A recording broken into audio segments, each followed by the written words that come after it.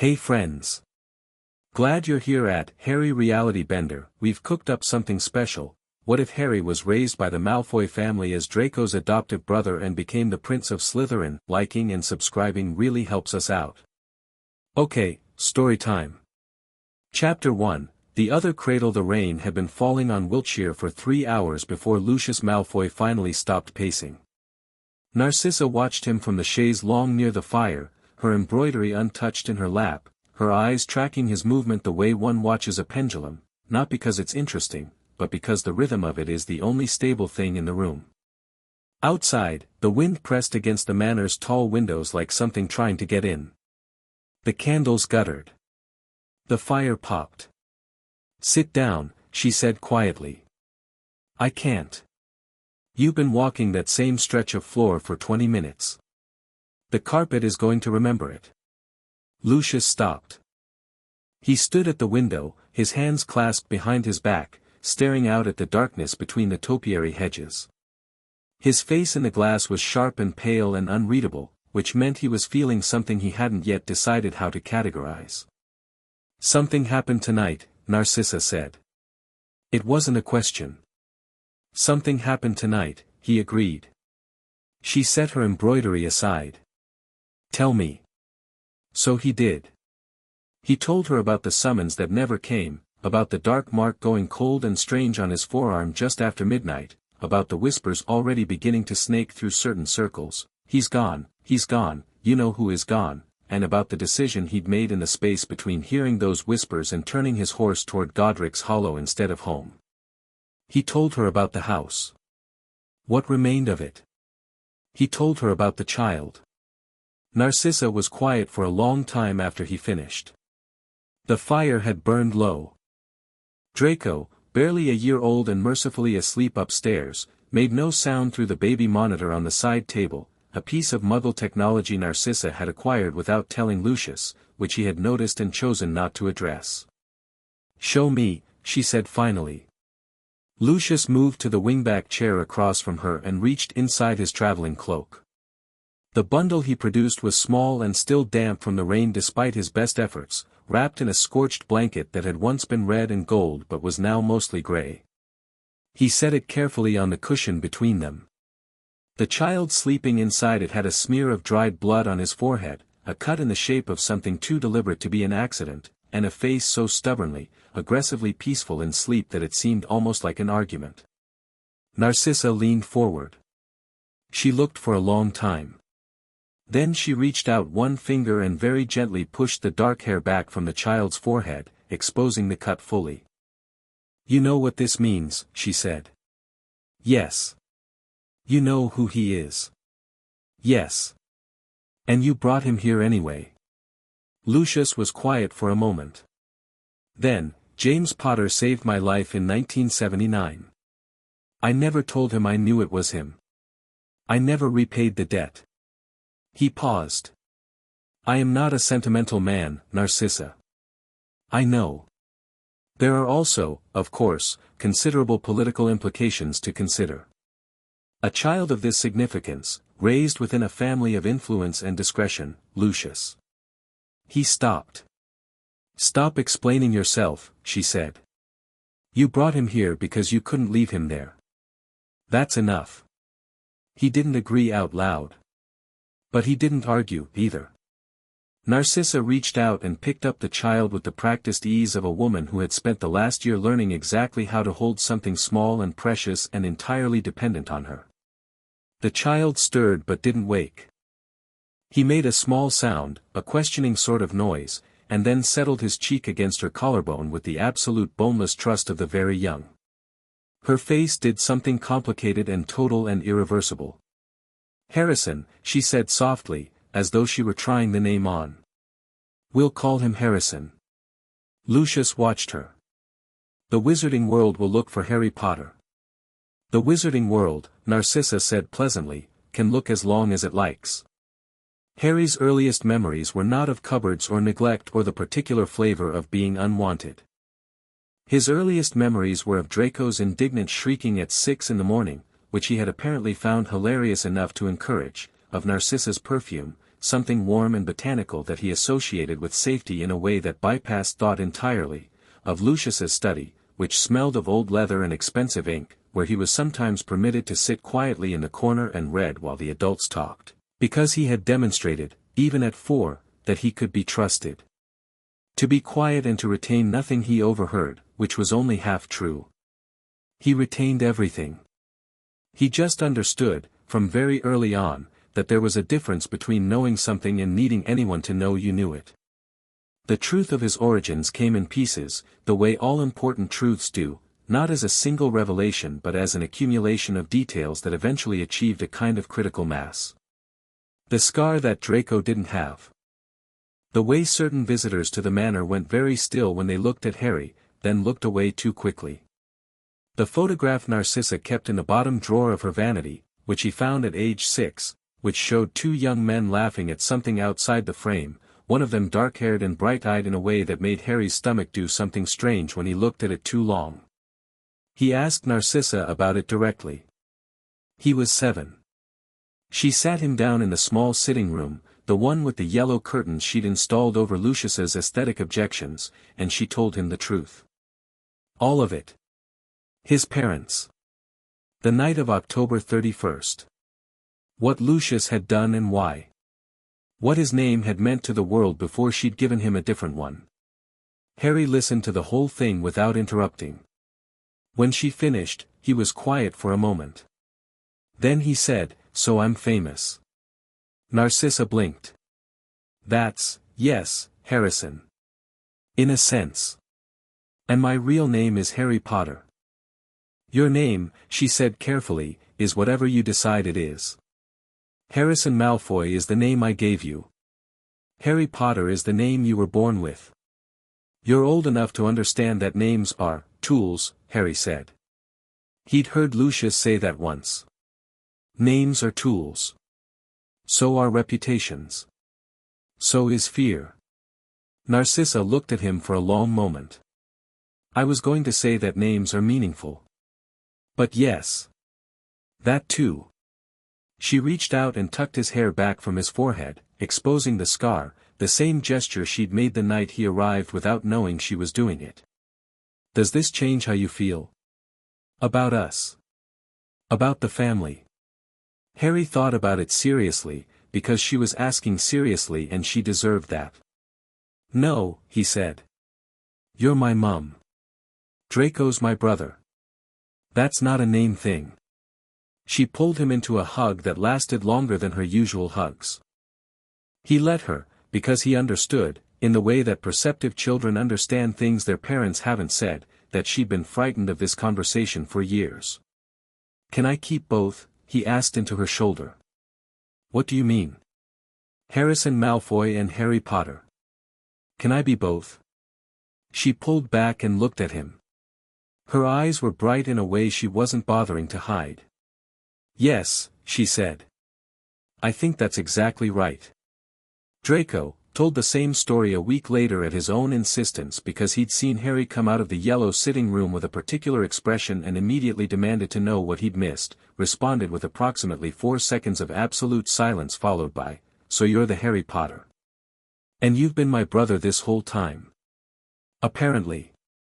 That's so unfair. I'm going to be completely overshadowed at school. You'll manage." I might not. Draco threw himself dramatically onto his bed. Tell me exactly how famous you are. I don't actually know. I've never left the estate without a glamour. Draco sat up. We should find out. We should go to Diagon Alley and see what happens when people see your scar. That sounds like a terrible idea. It sounds like an excellent idea that you're being boring about. Harry considered it. He was 9. Fine, he said. But we tell Mother first.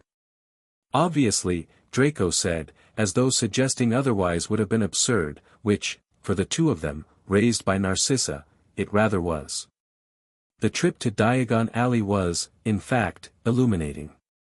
Harry wore his hair pushed back so the scar was visible and watched the precise moment strangers recognized it, the double take, the sharp intake of breath, the way their eyes went wide and then carefully neutral as they tried to decide if they were really seeing what they thought they were seeing. A witch in the apothecary actually dropped her basket. A very old wizard started crying, quietly, looking at Harry the way people look at something they'd stopped believing in. Harry watched all of it with the careful attention he gave to everything, cataloging and filing. On the way home, Draco said, "How do you feel?" Harry thought about it. "Like a painting," he said. "Like they're looking at something they put on a wall. Not at me." Draco was quiet for a moment. "Then, we'll make sure they learn the difference." It was, for Draco, an unusually generous thing to say. Harry understood that it was also completely sincere, which was rarer still. Hogwarts letters arrived on a Tuesday in July, both of them, delivered by a single owl who seemed faintly put upon by the weight of managing two identical envelopes. They read them at the breakfast table, side by side, in the particular competitive silence that characterized most of their interactions, each checking the other's peripheral vision for signs of a reaction they could use. Lucius, who had been expecting the letters and had opinions about them, waited until they were finished reading. "Slytherin," he said. It was not quite a command. It was the tone he used for things he considered self-evident. "Obviously," said Draco. Harry said nothing. Lucius looked at him. Harry was tracing the edge of his pumpkin juice glass with one finger, the small unconscious gesture he made when he was thinking about something he wasn't ready to say. "Harrison." "I know," Harry said. "Slytherin." "I heard you. You have reservations. I have a scar and a famous name. The hat might have different ideas." "The hat," Lucius said, setting his cup down with precise care, "sorts based on the qualities it perceives. You have spent your entire life being trained in exactly the qualities Slytherin values. Ambition. Resourcefulness. Self-determination. The hat will see what it sees. And if it sees something else?" Lucius met his eyes. "Then you will have the conversation with it." Harry blinked. Of all the things he'd expected his father to say, argue with the Sorting Hat had not been on the list. He felt something warm and slightly complicated shift in his chest. "Right," he said. "The hat," Draco said confidently, spearing a piece of toast, "will absolutely put you in Slytherin. Don't be dramatic." "I wasn't being dramatic. You were doing the thing with the glass." "I was thinking." "Same thing." Narcissa smiled behind her teacup and said nothing. The Hogwarts Express left at 11 and they were on it by 10:40, which Lucius considered dangerously close to late and which was, by the standards of the other families on platform 9 3/4, practically early. Narcissa hugged them both. She held Harry a beat longer than Draco and he let her, understanding that this particular separation had a different weight for her than for most mothers sending their children to school. "Right," she said. "We will," said Draco. "I wasn't talking to you, darling, you'll write regardless. I was talking to your brother, who will decide it's strategically unnecessary unless I remind him directly." Harry kissed her cheek. "I'll write." She straightened his collar, which didn't need straightening, and stepped back. On the train, they found a compartment near the middle. Harry sat with his legs stretched across the opposite seat in a posture that was, depending on your perspective, either completely relaxed or completely deliberate. Draco sat opposite and immediately produced what appeared to be a full strategic breakdown of every notable Hogwarts student expected in their year, written in his own handwriting in a leather-bound notebook that Harry hadn't known about. "You've been doing research," Harry said. "Obviously." "Since when?" "Since March." "Did you not do research?" "I did research." "Where's your notebook?" Harry tapped his temple. Draco made a noise of profound irritation. The compartment door slid open around noon. The girl who appeared in the doorway had brown bushy hair, slightly ink-stained fingers, and the expression of someone who had been looking for a specific thing and had almost given up finding it. She looked at Harry. She looked at Draco. She looked at Harry again, specifically at his forehead. Her eyes went very wide. "You're Harry Potter," she said. "I'm Harrison Malfoy," Harry said pleasantly. "But yes, also the other thing." She stared for another full second, then seemed to physically pull herself together by sheer determination. "My name is Hermione Granger. I've read about you in modern magical history and the rise and fall of the dark arts and, well, several other books. I have a lot of questions but I realize this probably isn't the moment." Harry studied her with the same calm attention he gave everything. Smart, he thought. Embarrassed about being surprised. Annoyed at herself for it. Interesting. "It's fine," he said. "Sit down if you want. What were you looking for?" She blinked. "Sorry. You had a specific thing expression when you opened the door. What were you looking for?" She sat down, somewhat cautiously, on the seat beside Draco, who shifted exactly 3 inches away and said nothing. "A boy named Neville Longbottom lost a toad. I've been helping him look." "I haven't seen a toad," Harry said. "Neither have I. Which means it's either been found or it's somewhere in the last 3 carriages." She looked between them with an expression that had shifted from startled to analytical. "You're both going to try for Slytherin, aren't you?" It wasn't entirely a question. "Obviously," said Draco. "Is that a problem?" Harry asked. "No," she said, thoughtfully. "I've read a great deal about house rivalries and I think most of them are self-perpetuating rather than inherent. The traits associated with Slytherin aren't negative by nature." She paused. "Although statistically the house does produce a disproportionate number of dark wizards," Harry said. "Yes. I know. That doesn't concern you. Statistics describe patterns. They don't determine individuals." He looked at her with a small, level look. "Where do you think you'll be sorted?" She lifted her chin slightly. "Gryffindor or Ravenclaw?" "Probably Gryffindor." A pause. "I've been told I can be rather overbearing." "Who told you that?" "Several people." "Were they right?" She opened her mouth. Closed it. Then, with a kind of surprised honesty, "Probably." Harry smiled, not the performance of a smile but an actual one, quick and real. "Good. Overbearing people get things done." Hermione Granger looked at him for a moment like she was recalibrating something. Then she stood up. "I should finish looking for the toad. Good luck." She nodded to both of them and left, sliding the door shut with slightly more composure than she'd opened it. Draco waited until she was gone. "She's going to be trouble," he said. "Yes," Harry agreed. "You're pleased about that, aren't you?" Draco considered. "She's quite clever," he allowed.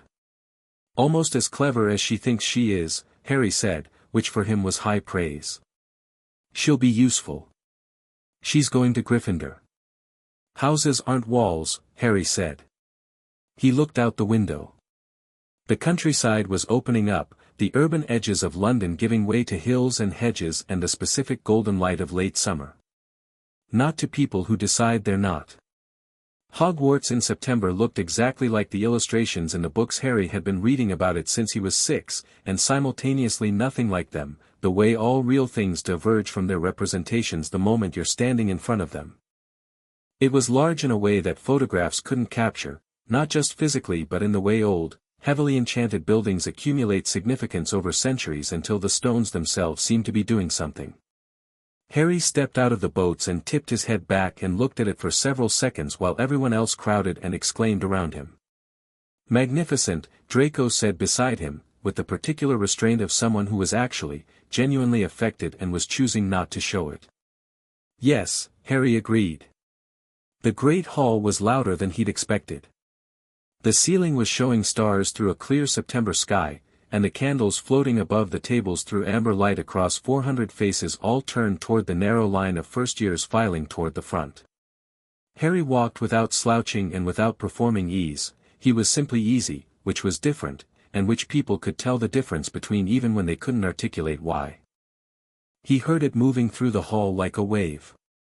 A low murmur, house to house, growing as they moved forward. He caught individual words: Potter, Scar, Harrison Malfoy. Isn't he the one, Malfoy? No, I heard. Look at his forehead. He didn't look at any of them. He looked at the staff table. He found Dumbledore first, hard to miss, given the silver beard and the expression of someone watching a chess piece move in a direction he hadn't quite predicted. Their eyes met for a moment. The headmaster's expression was entirely pleasant and entirely opaque. Harry filed it away. Professor McGonagall read names from a scroll in alphabetical order, which meant Harry stood near the front of the line and waited with Draco slightly behind his left shoulder. When a boy named Justin Finch Fletchley was sorted into Hufflepuff, Harry heard the patter of applause from that table and noted the shape of the room, the acoustics, how quickly sound traveled. Granger, Hermione. Hermione walked to the stool with her chin up and her hands loose at her sides. The hat barely touched her head before it called Gryffindor and the red and gold table erupted. Malfoy, Draco. Draco walked to the stool the way he'd been trained to walk into any room, like he'd already decided how it was going to go. The hat sat on his head for perhaps 30 seconds, which was long enough to make him visibly annoyed, before calling Slytherin. The green and silver table applauded with a restrained enthusiasm that somehow managed to sound superior to all the other applause. Draco sat down and immediately looked back at Harry with an expression that said, obviously. Malfoy, Harrison. The room went very quiet. It happened in stages, the first ripple when people placed the name, the second when they made the connection, the third when he walked toward the stool and the scar on his forehead was visible in the candlelight.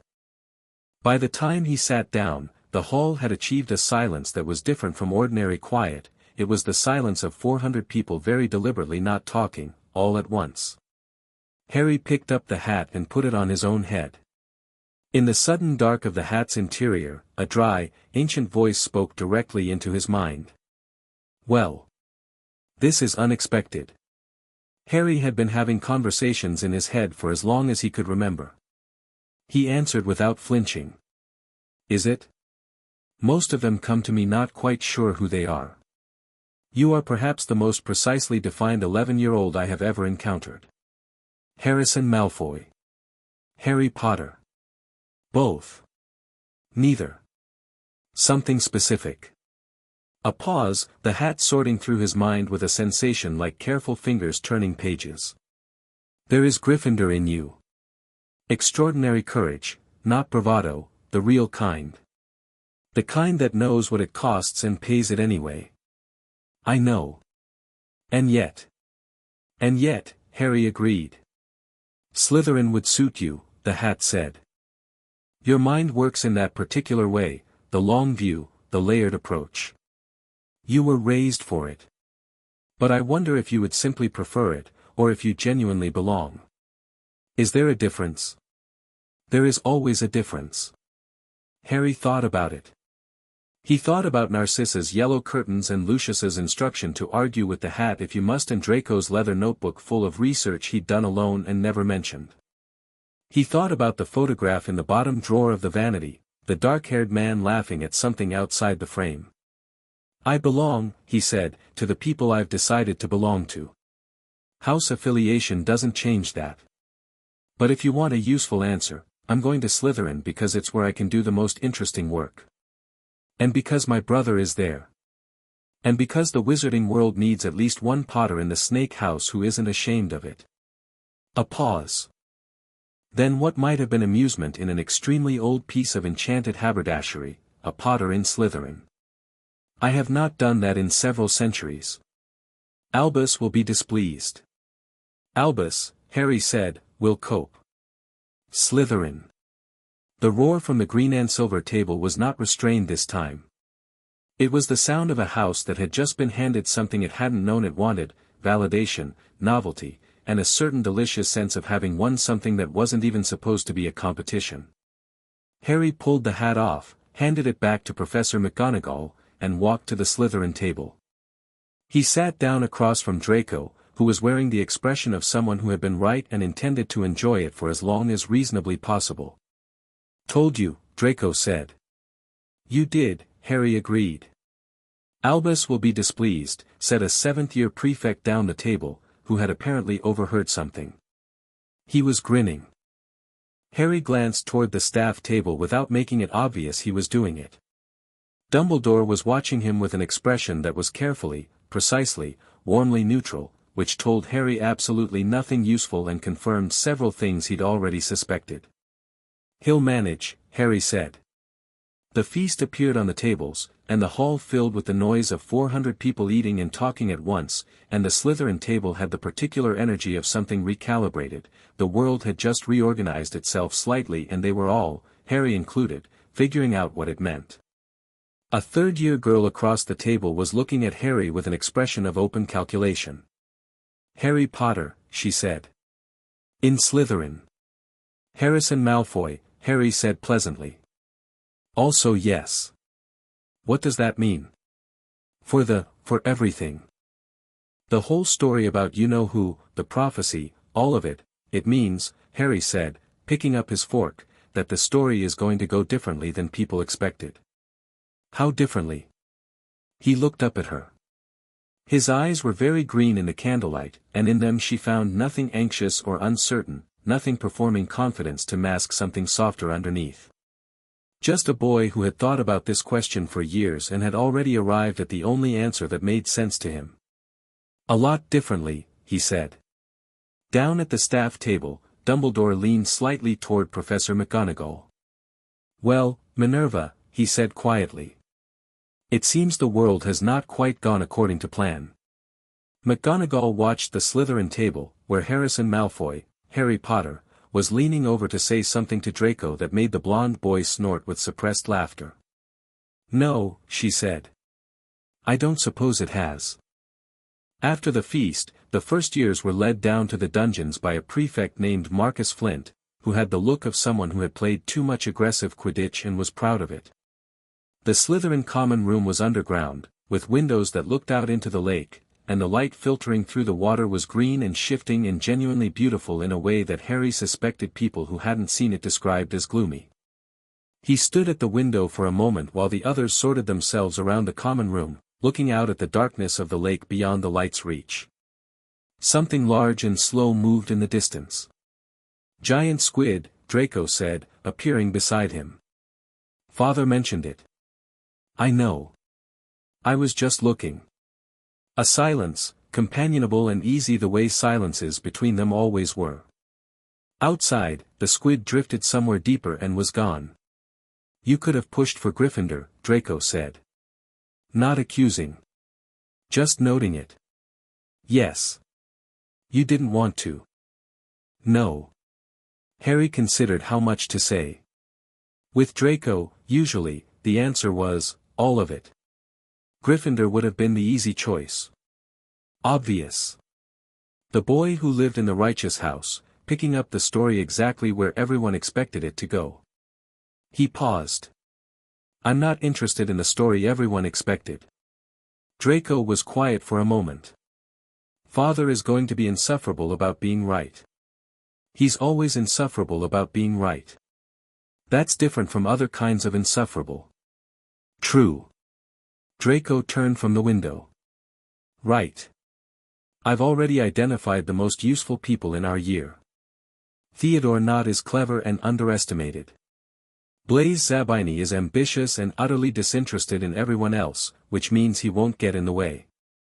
Pansy Parkinson has better social intelligence than she shows in company. And Millicent Bulstrode is," "I know," Harry said. "You've already assessed them." "On the boat." "Yes." "Who else?" "There are 2 boys in Gryffindor who are worth watching. The Weasley, Ron, there's something solid in him, under all the Malfoy family antipathy. He's going to be important somehow. And there's Neville Longbottom, who everyone is going to underestimate for years and who will therefore be underestimated for years while quietly becoming formidable." Draco stared at him. "You assessed Gryffindors during the sorting." "I assessed everyone." "You watched the entire, while your name was being called, while the hall was doing the whole silent shock thing, good time to observe people, Harry said reasonably. Everyone was distracted. You see people most clearly when they think they're watching rather than being watched.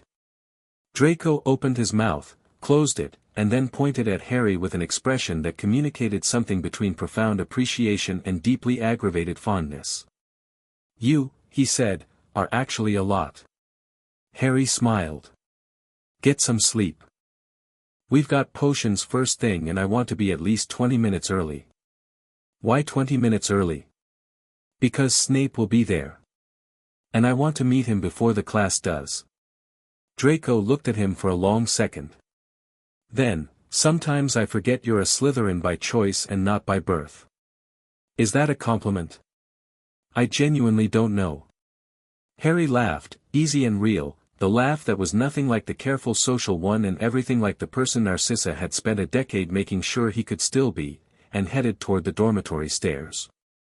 Behind him, in the quiet green light of the underwater common room, Draco Malfoy stood for a moment and thought about his brother and the particular kind of trouble that arrived quietly, that made room for itself without asking, that had been doing it so long that by the time anyone noticed, the rearrangement was already complete. He smiled. He went to bed. In the headmaster's office, several floors above, Albus Dumbledore sat at his desk for a long time after the portraits on his walls had gone quiet. His half-eaten plate of feast food sat cooling at his elbow. Fawkes the Phoenix was asleep on his perch, head tucked under a crimson wing. On the desk in front of Dumbledore was a single piece of parchment, an old one, creased and refolded many times. A prophecy, transcribed in his own handwriting. Neither can live while the other survives. He read it twice. He set it down. Well, he said quietly to the sleeping bird, to the watching portraits, to the long complicated dark of a September evening at Hogwarts, he is not what I planned for. But then. He removed his glasses and cleaned them thoughtfully on his robe. He never was he? The candles burned low. The portrait slept. Somewhere below in the dungeons, in a greenlit room at the bottom of the lake, the Prince of Slytherin slept his first night at Hogwarts, dreaming of whatever it is that 11-year-olds dream of when they have decided, with complete and serious intention, to change the shape of a story that the world had already finished telling. He had 11 years of planning behind him. He was only just getting started. Chapter 2, The Weight of a Name. The thing about being famous, Harry had decided by the end of his first week at Hogwarts, was that it operated entirely independently of the person it was attached to. The fame of Harry Potter, the lightning bolt, the survival, the impossible infant victory, had been accumulating interest in the wizarding world for a decade without him in the room. It had grown its own shape, its own texture, its own set of expectations layered so thick over the actual facts of the thing that by the time Harry arrived to claim it, there was barely room for him inside his own legend. He found this more interesting than troubling, which was itself a useful piece of information about his own character. What he'd discovered in 7 days, the Slytherin table went quiet when he sat down, not in hostility but in a peculiar watchful awareness, the way a room adjusts to a new gravitational center. The other houses stared, then looked away, then stared again. Gryffindors stared with something that wanted to be resentment but couldn't quite commit to it. Ravenclaws stared with naked intellectual curiosity and at least had the decency to be obvious about it. The professors were, each in their own way, more interesting. Flitwick beamed when Harry demonstrated a Wingardium Leviosa on his first attempt with the particular precision of someone who had been practicing for 2 years, and asked no uncomfortable questions. Sprout was warm and entirely unbothered by the politics of the thing. McGonagall watched him with an expression that was professionally neutral and humanly troubled, and he respected her for trying. Quirrell smelled of garlic and something else underneath it that Harry couldn't name, and avoided meeting his eyes. And then there was Snape.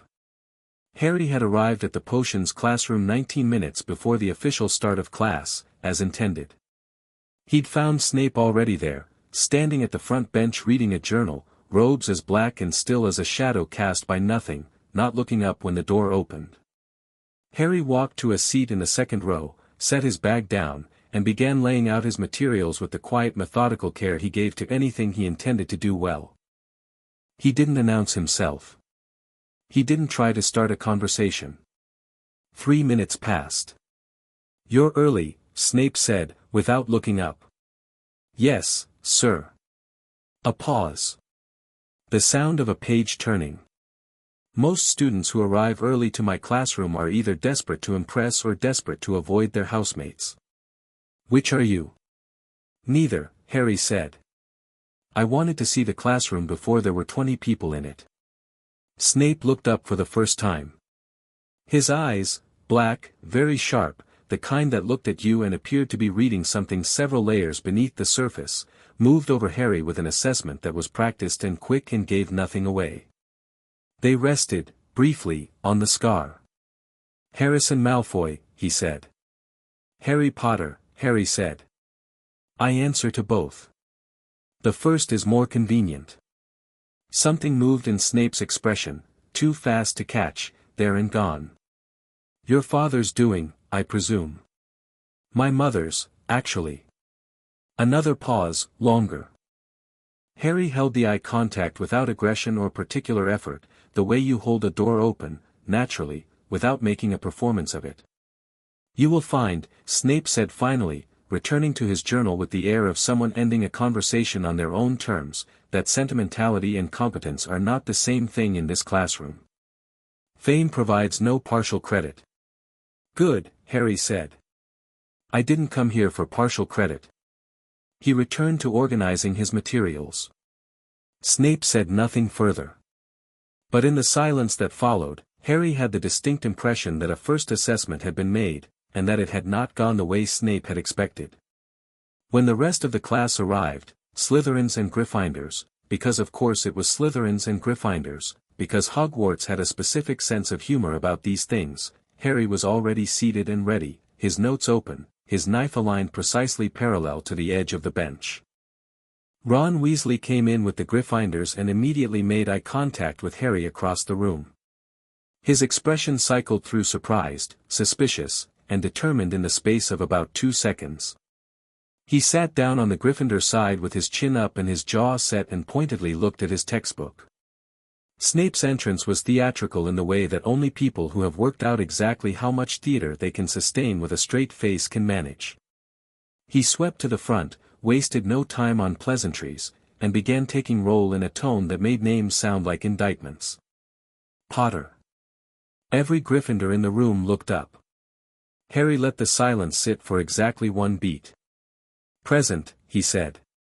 "Though the name on the register might say Malfoy." "It says both," Snape said, with the specific dryness of a man who had clearly checked before class. 10 points from Gryffindor. The Gryffindors made sounds of protest. Harry, who was in Slytherin and therefore unaffected, said nothing. Draco, across the room, looked briefly delighted. "I'm in Slytherin," Harry said pleasantly. "The points were not for you." Snape moved on down the roll. "Mr. Weasley." "Here," said Ron, with the compressed irritation of someone choosing his battles. Snape's first lecture was, by any objective measure, excellent. Harry took detailed notes and had the specific pleasure of watching someone who genuinely loved their subject teach it. Snape never performed enthusiasm, but there was a precision and depth to the way he spoke about potions that was its own kind of passion. Harry respected it. When they moved to the practical, a simple boil cure potion, Harry worked with Draco as his partner, and they completed it in comfortable silence with the particular efficiency of 2 people who had been working alongside each other long enough to have developed shorthand. Their potion turned the correct shade of pale pink at the right moment. Across the room, Harry tracked the Gryffindors in his peripheral vision. Hermione Granger's potion was also perfect. She'd clearly done significant preparation, though she kept glancing at her textbook with the anxiety of someone who trusted the book more than herself yet. A boy named Seamus had created something that smelled of burning rubber and mild despair. Ron's potion was acceptable, perhaps better than he was giving himself credit for. He'd made 2 small errors that partially cancelled each other out, which suggested an instinctive feel for the subject that outpaced his technical knowledge. After class, in the corridor, a Gryffindor girl Harry didn't know pointed at him and said, too loudly, "Why is Harry Potter in Slytherin?" "That's wrong." Harry stopped walking. Several people around them slowed as well, the particular magnetic pull of potential conflict. He looked at the girl, second year, probably, with the absolute confidence of someone delivering an obvious truth. "Wrong how?" he asked, with genuine curiosity, no edge. She seemed thrown off by the lack of defensiveness. "You're supposed to be, you're Harry Potter. You should be in Gryffindor. Your parents were in Gryffindor." "My parents were also murdered," Harry said, conversationally. "I'm not sure house affiliation was their most enduring contribution to my life." The corridor was very quiet. "Besides," he continued, "I didn't choose Slytherin because of my parents or despite them. I chose it because it suited me. People are allowed to differ from their parents." He looked at her with level green eyes. "Is that actually a problem for you, or is it just unexpected?" The girl opened her mouth. Closed it. Said nothing. Harry nodded pleasantly and kept walking. Draco fell into step beside him and said, very quietly, "You do realize she's going to tell everyone that story?" "Yes," Harry said. "You did that on purpose. Reputation management. You're 11. You've had a reputation management notebook since March." Draco was quiet for a moment. "Point," he said. "The incident with Ron Weasley happened on a Thursday, in the corridor outside the library, in a way that was thoroughly accidental and somehow felt inevitable anyway. Harry was leaving the library with a stack of books about advanced transfiguration and the specific focus of someone who had a working theory and needed to test it. Ron was leaving the library in the opposite direction with a half-finished essay and the expression of someone who had been trying to will words onto parchment through sheer moral pressure and had failed. They collided at the corner. Books everywhere. Parchment skittered. Ron's ink bottle hit the floor and didn't break, which seemed to surprise him more than the collision itself. They both crouched to collect things at the same moment, and their hands landed on the same book, Advanced Transfiguration Theory, Volume 2, at the same time. They looked at each other. "Sorry," Harry said. "My fault. I was walking too fast." Ron looked like he'd prepared for a very different interaction. "Right," he said carefully. "Mine too. I wasn't watching." He handed Harry the book. Then, because he was Ron Weasley and could apparently no more help his own directness than he could help the color of his hair, "You don't actually act like a Malfoy, you know." Harry collected the last of his books and stood up. "How do Malfoys act?" "Like they know something you don't and they're deciding whether to tell you or use it against you." Harry considered this fairly. "My brother does that." "You do it differently." "How differently?" Ron stood up too, apparently making a decision while he did it. "Like you actually already know the thing and you're just waiting to see if you'll need it." "Which is different?" "Which is," he seemed to realize he'd said more than he'd planned to. His ears went slightly red. "Which is still Slytherin." "Yes," Harry agreed. "That's rather the point." He paused, looking at Ron with the same level attention he gave everyone, not in the assessing for threat way but in the actually interested way. "You want to ask me something?"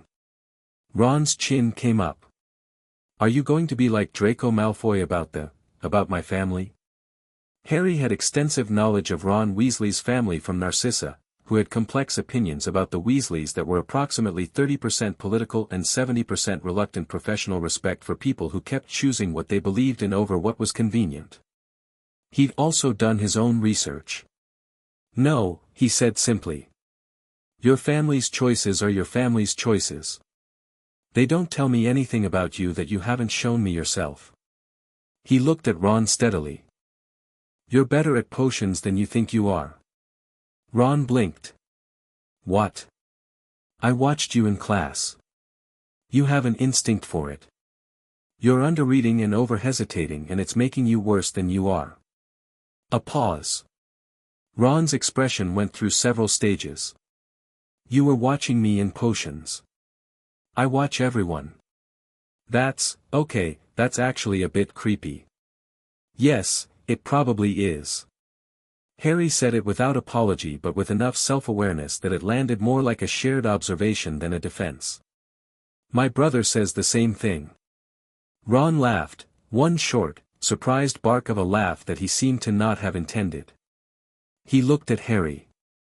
Then he held out his hand with the decisive air of someone who'd thought it through and chosen. Ron Weasley, he said. Harrison Malfoy, Harry said, and shook it. Though you already knew that. I knew one version of it. Ron picked up his parchment from the floor, now slightly wrinkled. Does it bother you? The name thing. Both names. No, Harry said. I know who I am. Names don't really change that. Ron thought about that while he tucked the parchment under his arm. My mum cried when she found out you were raised by Malfoys. Both when she first heard and then again when you got sorted. Happy tears or sad ones? Both, I think. Harry nodded. He thought about Molly Weasley, who had by all accounts loved the idea of Harry Potter the orphaned infant with a ferocity that had nothing to do with personal acquaintance and everything to do with a heart that was structurally incapable of not loving children who needed something. He felt something quiet and complicated in his chest about that. Tell her he's fine, he said. If it comes up. Ron looked at him oddly. She'll want to know more than that. Tell her he's fine and he's got people. Harry shifted his books. That's the most important part. The troll on Halloween came as a surprise to most of the school. It did not come as a surprise to Harry, who had noticed several things in the preceding week that fit together into a pattern he hadn't yet had enough information to complete. He'd noticed that Quirrell had been agitated, more than his usual trembling performance of anxiety, a genuine, specific agitation that peaked whenever he was near the third-floor corridor or in Dumbledore's vicinity.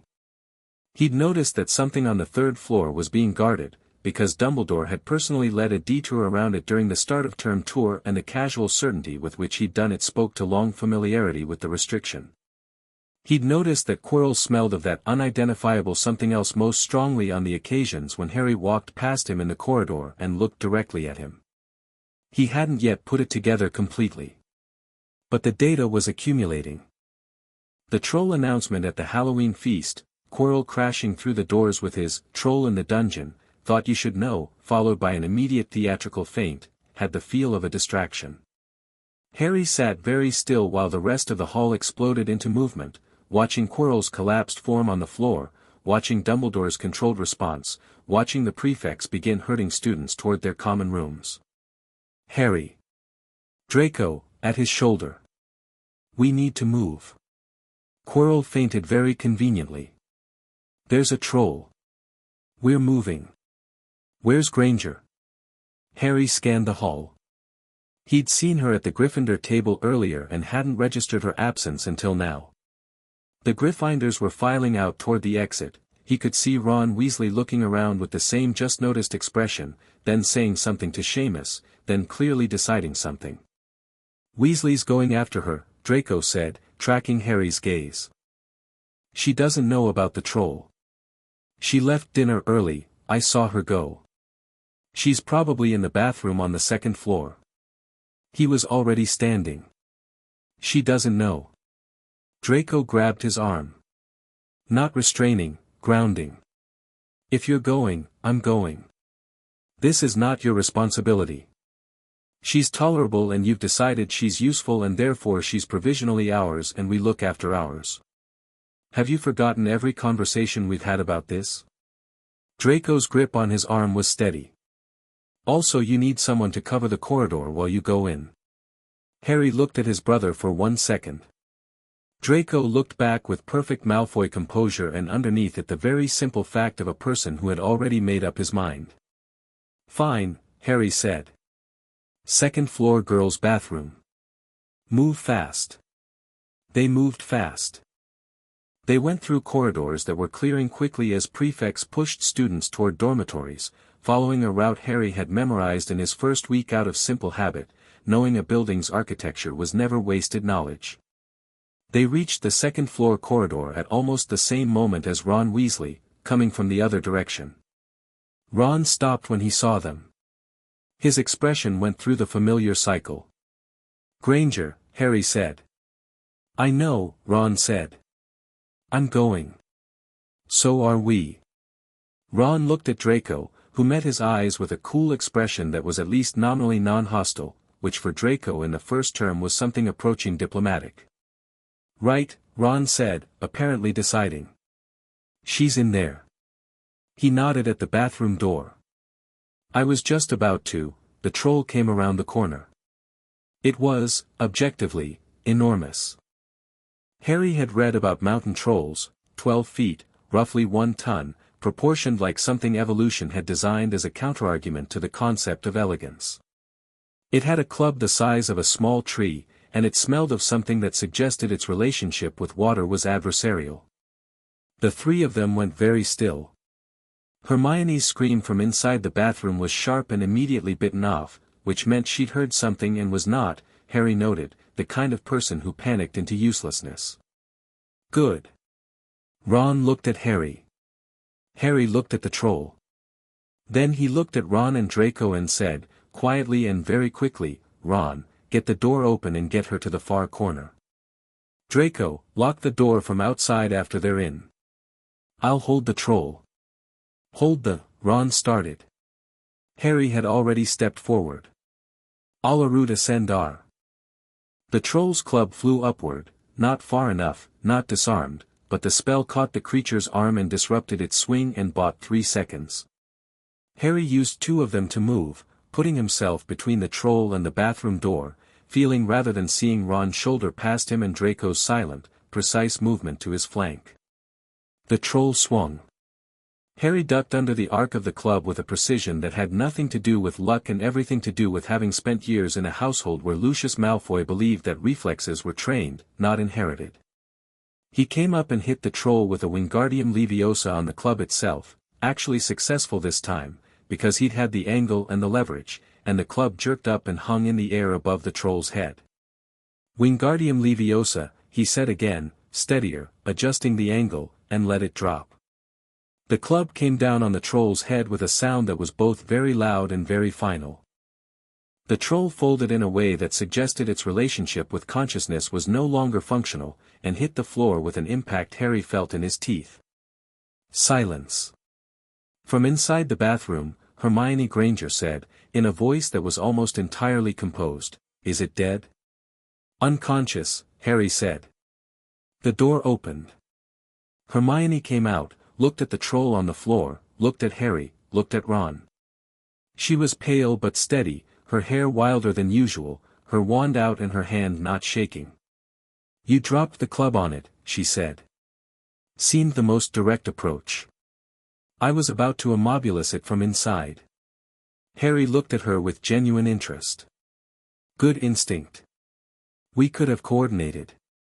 Ron looked between them. "She was going to, and we were standing in the corridor being calm while, I wasn't particularly calm," Hermione said, tucking her wand away. "I was controlled. There's a difference." Harry smiled. Draco appeared from the side of the corridor where he'd been covering the angle and looked at the troll with the particular expression of someone deeply unimpressed by the uncivilized nature of the entire situation. "We should probably be gone before the professors arrive," Draco said. "Unless anyone wants to explain why 4 first-years were in a second-floor corridor during a troll alert instead of in their common rooms." A pause. 4 first-years looked at each other. McGonagall arrived with Snape and Quirrell 2 minutes later to find an unconscious troll and no students. November settled over Hogwarts with the particular grey authority of Scottish autumn, and Harry's days acquired a rhythm. Mornings were for classes, which he attended with focused attention and consistent excellence and a carefully calibrated visibility, present enough to be known, self-effacing enough not to be resented, which was a line requiring constant adjustment. Evenings were for the library or the common room or the specific kind of conversations with Draco that happened late, when the fire in the Slytherin common room had gone low and the other students had mostly gone to bed. Those conversations were the ones that mattered. "Snape came to the dormitory last night," Draco said one evening in mid-November. He was stretched across the chair he'd claimed as his at the start of term, legs over the armrest, looking at the ceiling with his thinking expression. After curfew. I heard him in the corridor. I know, Harry said, not looking up from his book. He goes past every 2 or 3 nights. Always the same time. Always alone. Draco sat up slightly. Where does he go? 3rd floor. Left-hand side. Harry turned a page. He came back limping 3 weeks ago. The injury lasted about 5 days, which is consistent with a cursed wound that he was treating himself rather than reporting to Madame Pomfrey. Draco was quiet for a moment, processing. The 3rd floor. Where Dumbledore told us specifically not to go. Yes. So Snape is going to whatever Dumbledore is protecting. Trying to get past it. He doesn't have full access yet. Whatever it is, there are layers. Harry set the book down and looked at his brother. Quirrell goes more often. And Quirrell is not what he appears. The defense professor is incompetent. That's well established. He's performing incompetence. There's a difference. Harry leaned forward, elbows on his knees. Something lives inside Quirrell. Draco went very still. What do you mean, lives inside? I'm not sure yet. But when he looked at me on the stairs last week, really looked at me, not the nervous twitching, the quality of the eye contact changed completely. Like something else came to the front. They sat with that. Voldemort is supposed to be dead, Draco said, finally. Not scared. Testing the idea.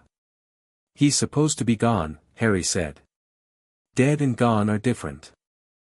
And there's whatever is on the 3rd floor, which is worth dying for according to Dumbledore's helpful announcement at the start of term, and there's Quirrell making repeated visits to it, and there's Snape apparently trying to get past it and getting injured in the process, and there's the fact that my scar hurts when Quirrell looks at me directly.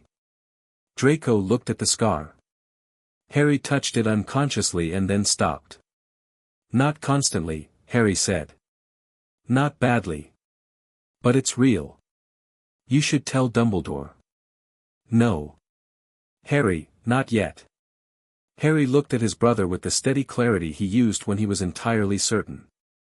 Dumbledore knows there's a threat. He set up the protections. Telling him what I know just gives him more data to incorporate into plans he's making that I'm not part of. I want to understand the full shape of it first. You want to understand it so you can address it on your terms. Yes. Draco looked at him for a long moment. Then, Father is going to be furious if you get killed in your first year. I'm not going to get killed. You're absolutely planning to go investigate the 3rd floor yourself. Eventually, Harry said. Not yet.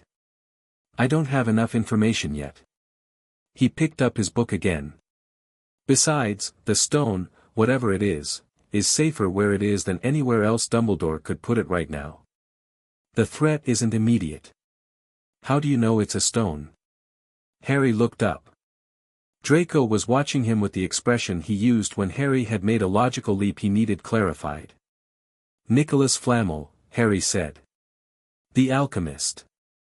Dumbledore's partner in research for 60 years. Dumbledore was involved in setting up these protections. Nicholas Flamel is the only living alchemist who owns something worth this level of protection. He paused. It took me 3 weeks in the library. Hermione got there in 2. Draco stared. You've been working with Granger. We've had parallel research tracks. We compared notes. She's a Gryffindor. She's also the second sharpest mind in this year.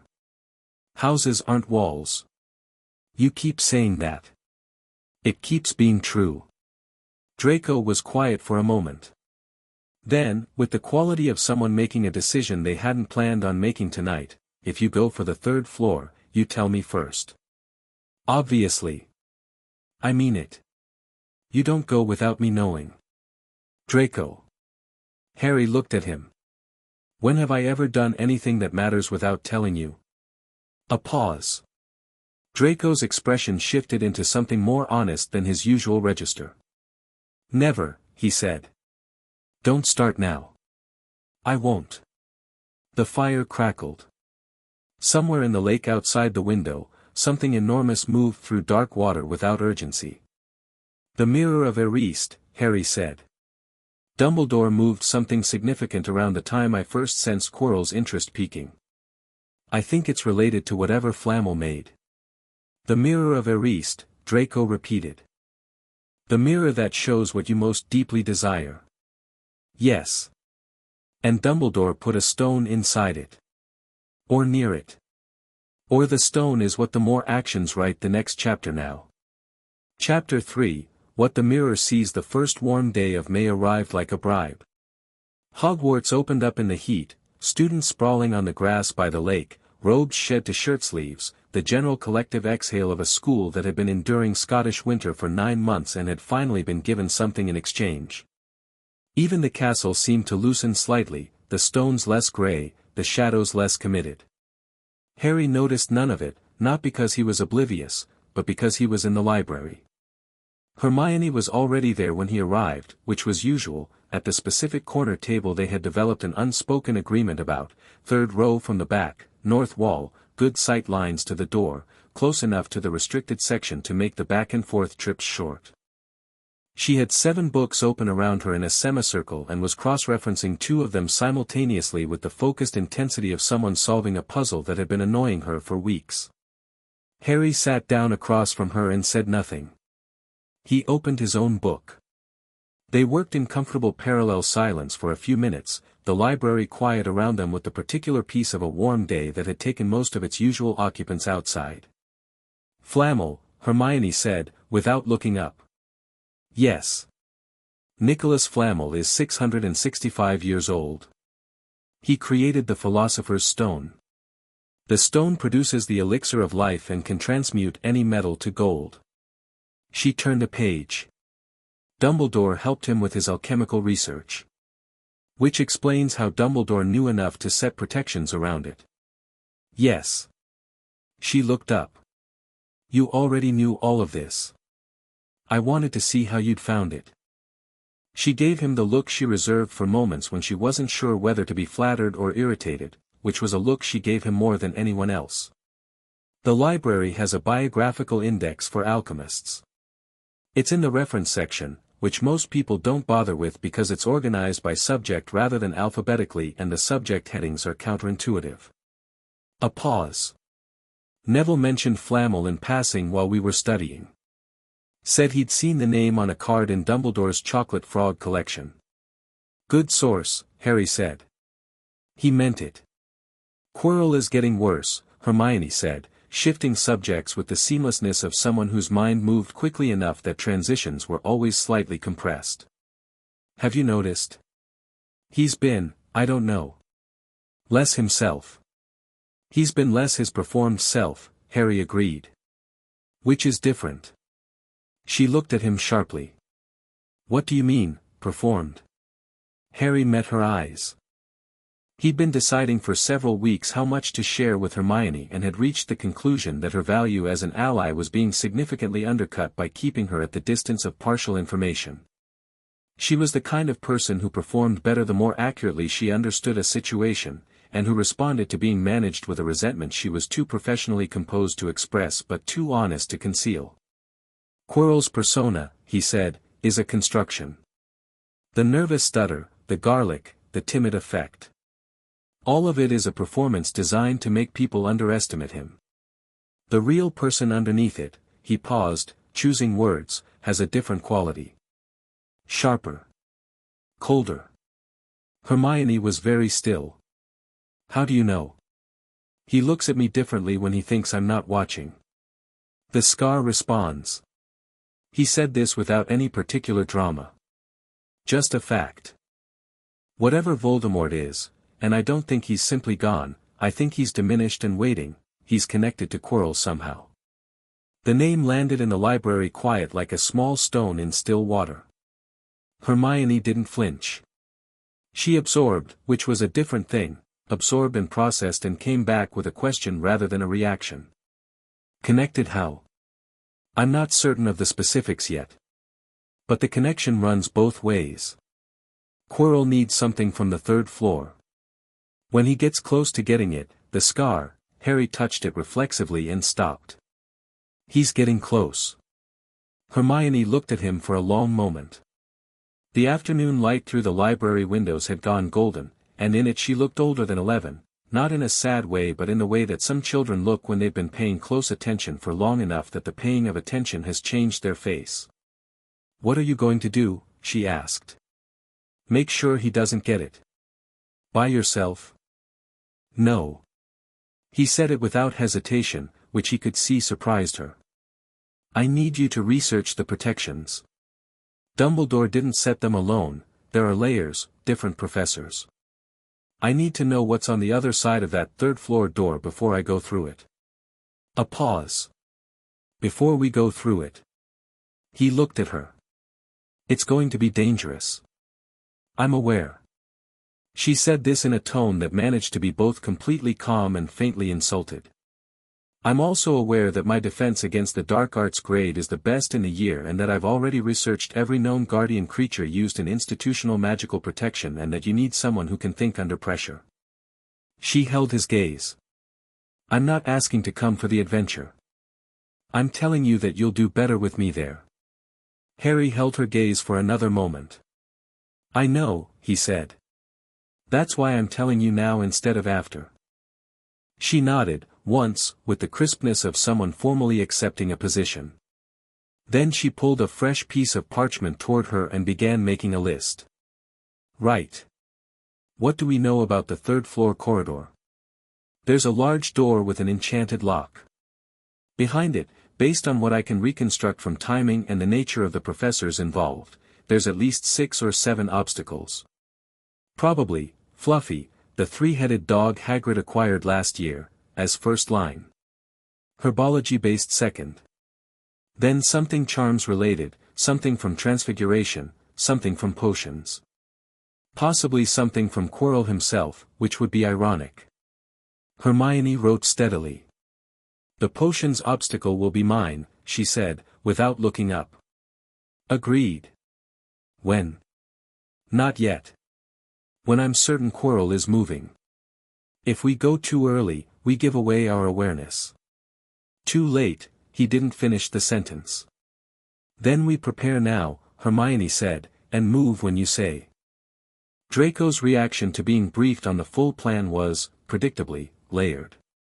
The first layer was complaint, specifically, that Harry had looped in a Gryffindor before fully briefing his own brother, which was both a tactical critique and a personal one, delivered in the precise register Draco used when he was actually wounded but not about to say so directly. Harry addressed this by letting him finish without interruption and then saying, "I told her before you because you're coming regardless and she needed the chance to decide." Draco paused mid-complaint. That's actually reasonable." "I know. I still object to the principle." "Noted." Harry looked at him. "Are you in?" "Of course I'm in." As if the question were slightly offensive. "What's my role?" "Potions is Hermione's. Charms is mine. I need you on the transfiguration obstacle. Your practical transfiguration is better than either of ours and if it's McGonagall's work it'll be chess logic." "You think in chess logic?" Draco straightened slightly with the involuntary response of someone being accurately assessed. "Chess. Almost certainly." "Fine." He thought for a moment. "What about Weasley?" "What about him?" "He's been watching you watch Quirrell. Did you think I hadn't noticed?" Draco gave him a flat look. "Ron Weasley has been paying attention for weeks. He's going to figure out something is happening." Harry was quiet for a moment. He'd clocked Ron's attention and filed it as peripheral, interesting but not yet relevant. But Draco was right that the timeline was narrowing. "He plays chess," Harry said. Draco's expression shifted. "You're joking. He's reportedly the best in the school." A long pause. Then, from Draco Malfoy, one of the more improbable sentences of his early Hogwarts career, fine. If the obstacle is chess, Weasley comes. Ron, told about it the next day in the corridor outside the library, was quiet for approximately 4 seconds. Then, you think Quirrell has you-know-who attached to him somehow? Yes. And you think they're going after a stone that makes you immortal. And produces gold, but yes. And you're planning to go down there before they do. Yes. Ron looked at him. His expression had the quality Harry had clocked in September, the simple, unadorned quality of someone who had made an honest assessment and was acting on it. You're either mental, he said, or you know something the rest of us don't. Both, Harry said. Ron exhaled. Right. He ran a hand through his hair. I heard you might need a chess player. From who? Granger. She found me at breakfast. He paused. She said Malfoy suggested it, which was the strangest sentence I've ever heard.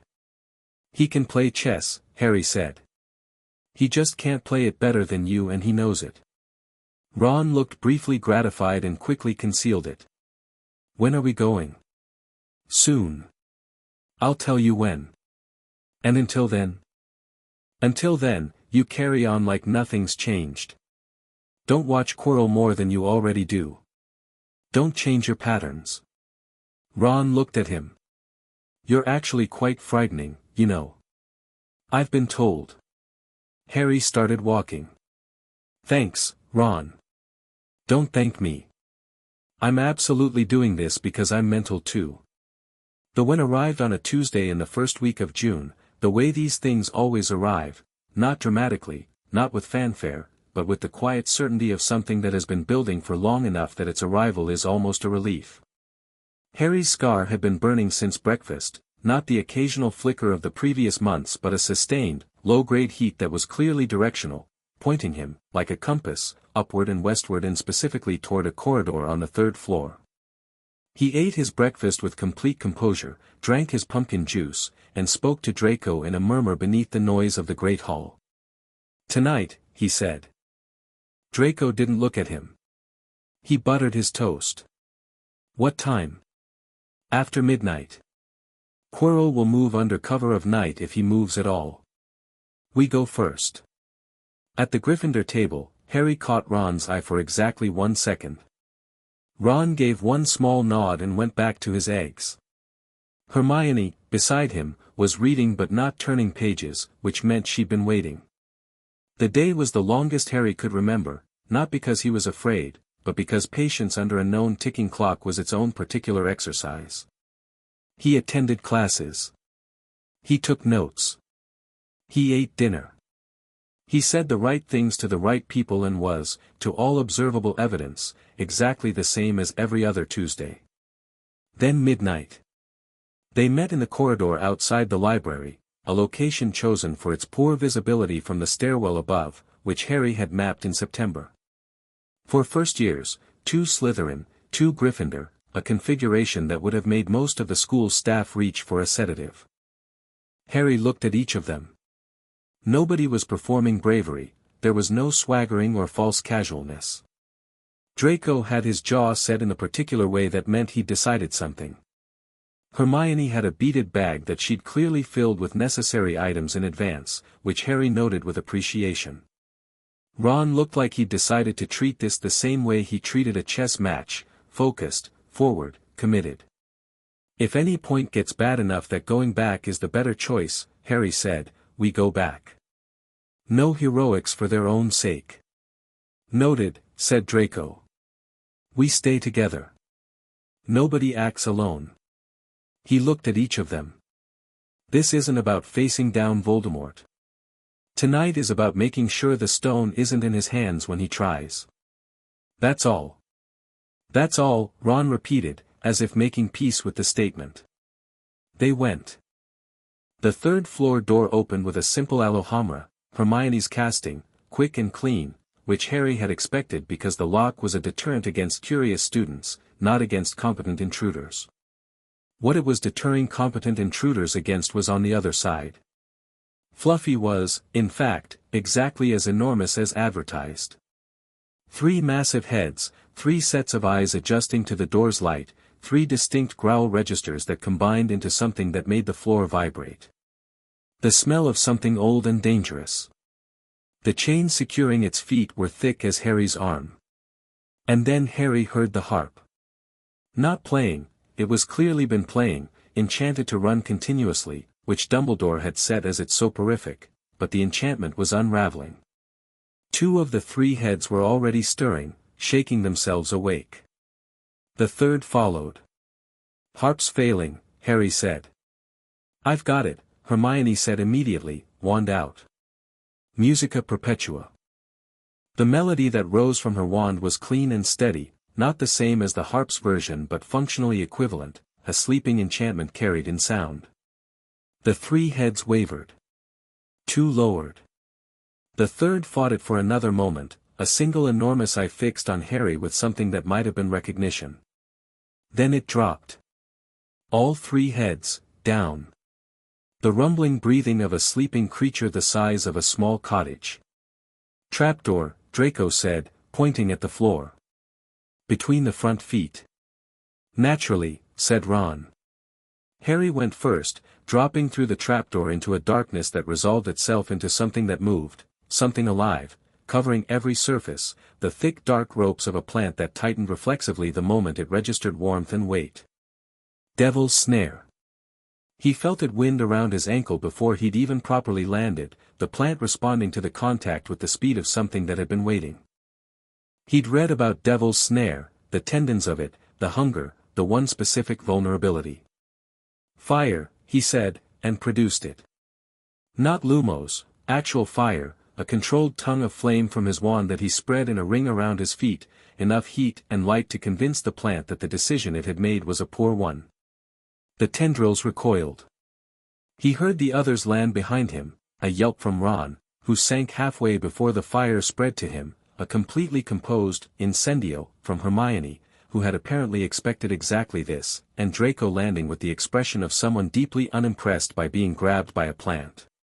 They found the door on the far side of the chamber and went through it, and the sound that greeted them was the sound of wings. 1,000 keys hung in the air of a vast, dimly lit chamber, drifting and swooping in loops and orbits like a living mobile. A door at the far end had a lock, and 4 broomsticks were tethered to the wall. Harry studied the keys. They were not all the same, some were newer, some old, some were straight-winged, some crooked. He looked at the door, and at the lock, and at the particular shape of the keyhole, and narrowed it down in about 20 seconds. Blue and silver one, he said. Bent left wing, 3rd from the top near the far window. It's been caught recently, look at the wear on the wing. Draco was already on a broomstick. He went up without hesitation, moving through the swarm with the natural ease of someone who had grown up flying, who had been on a broom since he was 4 and who flew the way other people walked, automatically, the body doing what it needed while the mind was elsewhere. He plucked the key from the air one-handed on his second pass, brought it down, and fit it to the lock. The door opened. Nicely done, Harry said. Draco examined the key with an air of someone concluding a satisfactory transaction. Obviously. The next chamber was the chessboard, and it was magnificent in the specific cold and severe way that things designed to kill you frequently are. Life-sized pieces on a stone floor the size of a great hall, half of them black and standing ready on the far side, the other half white and waiting. A door beyond the black side. Ron stood at the edge and looked at it for a long moment. Harry watched him. He could see it happening, the way Ron's posture shifted, the way his eyes moved across the board, the same quality he'd seen in class when Ron stopped hesitating and trusted his instinct. He was reading the board with the fluency of someone for whom this language was native. We're white, Ron said. We've got to play across. He pointed. Take those squares. It's faster than it looks, the black pieces are weighted toward the queen side, which means a right flank diagonal advance will create a fork they won't see coming. He glanced at Harry. One of us is going to need to sacrifice. Not you, Harry said immediately. You're running this game. You need to stay on the board. It's not, Ron. Harry said it calmly. You're the player. We're the pieces. Tell us where to stand. Ron looked at him. For a moment his expression had the quality of someone being given exactly the thing they hadn't expected and therefore weren't sure what to do with. Then it resolved into focus. Right, he said. Harry, you're the knight. Hermione, bishop. Draco, he assessed with the same speed he'd assessed the board, rook, right side. I'm a rook, Draco said. You want to be the queen? Draco considered. The rook is fine. They took their positions. The black pieces stirred and moved into formation with the stone-grinding weight of enchanted chess, and Harry felt the strange doubling of being himself and also a piece, human logic wearing a game's logic over it like a costume. It took 11 moves.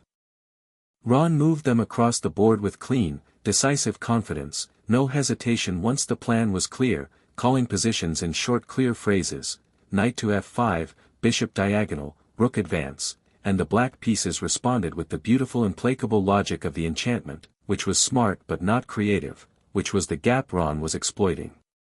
On the 12th move, a black knight moved toward Ron himself. Ron had placed himself as a pawn in the king's position, and took him.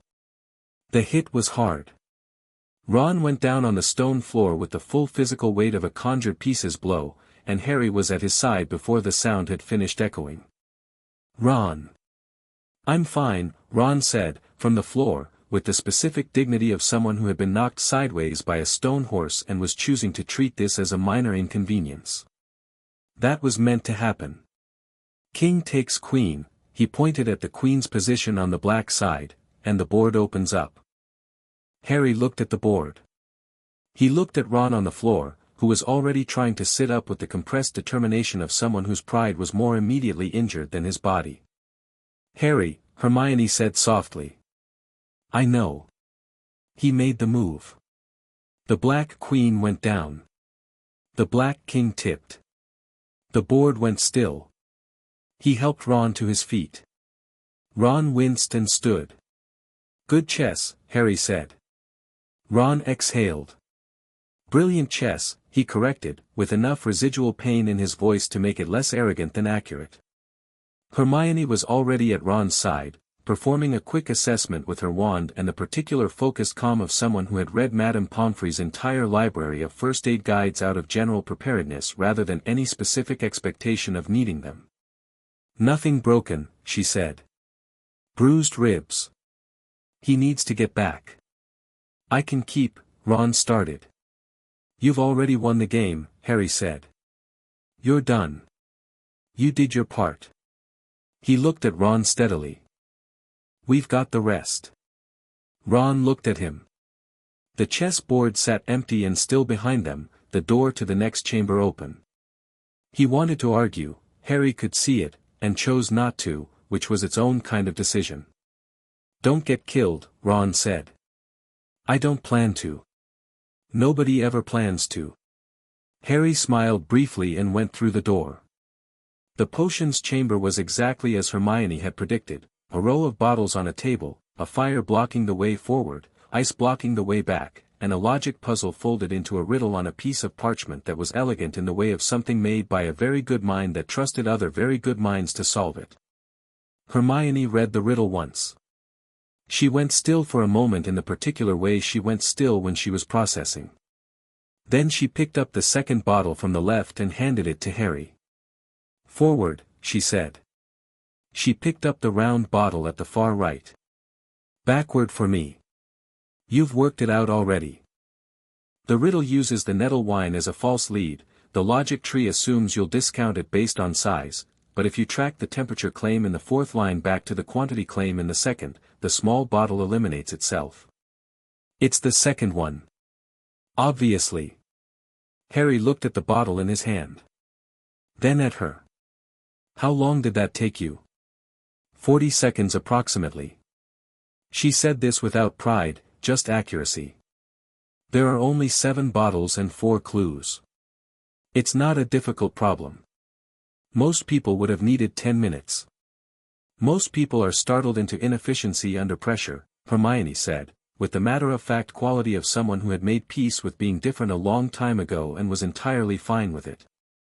I find pressure clarifying. Harry looked at her for a moment, this 11-year-old with ink-stained fingers and a beaded bag full of preparation and a mind that operated at a frequency that the world kept trying to make her apologize for. He thought she was going to be extraordinary, when the world caught up to what she already was. Go back, he said. Make sure Ron gets to the hospital wing. Harry, Hermione. He said her name with a calm that was not dismissal, it was specific, it was honest. I need to go forward alone. What's coming? I think it's designed for me specifically. The scar, the connection. If Quirrell is there with Voldemort's presence, engaging that from the front requires something that I'm not sure I can explain but that he paused, you'd be in the crossfire of something that isn't aimed at you. I won't have that. She looked at him very directly.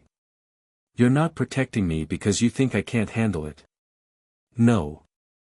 I'm protecting you because this one happens to be mine and there's no reason both of us should walk into it. The distinction landed in her correctly, he could see it. She was the kind of person who needed accurate reasons, not protective ones, and he'd given her the accurate one. She held out the round bottle. Don't take stupid risks. I never take stupid risks, he said. I take calculated ones. That's an important distinction, she said seriously, and then turned back through the ice, which parted at the correct bottle's application, and was gone. Harry drank the bottle in his hand. The fire ahead of him parted, and he walked through it.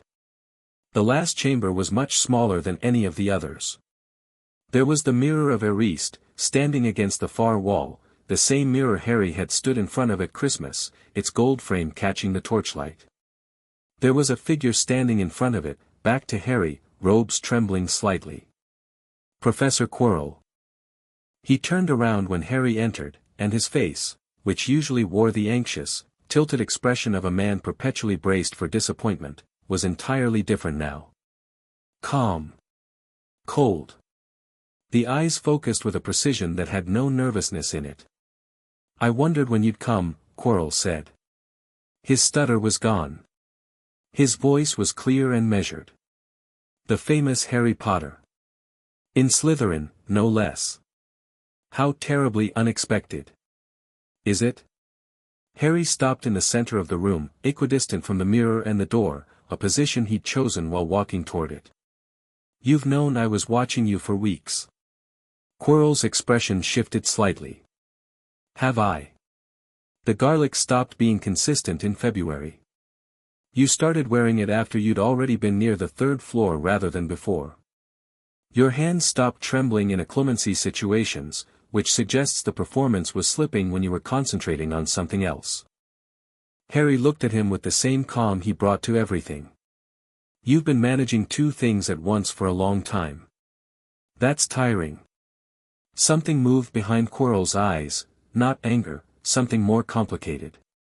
Respect and threat simultaneously. Smart boy. You are very like your mother. I've been told. She was smart too, said a different voice. Not Quirrell's. From inside Quirrell, from behind him, a second voice layered beneath the first like one fire burning inside another. Harry felt it in the scar immediately, a sharp spike of heat, and did not move, did not reach up to touch it. He held perfectly still. Tom Riddle, Harry said. A pause. The voice, when it came again, had the quality of something profoundly unused to being addressed by its actual name. No one has called me that in a very long time. I imagine they haven't, Harry said.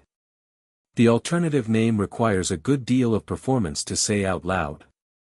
This seems more efficient. A silence. The torches wavered.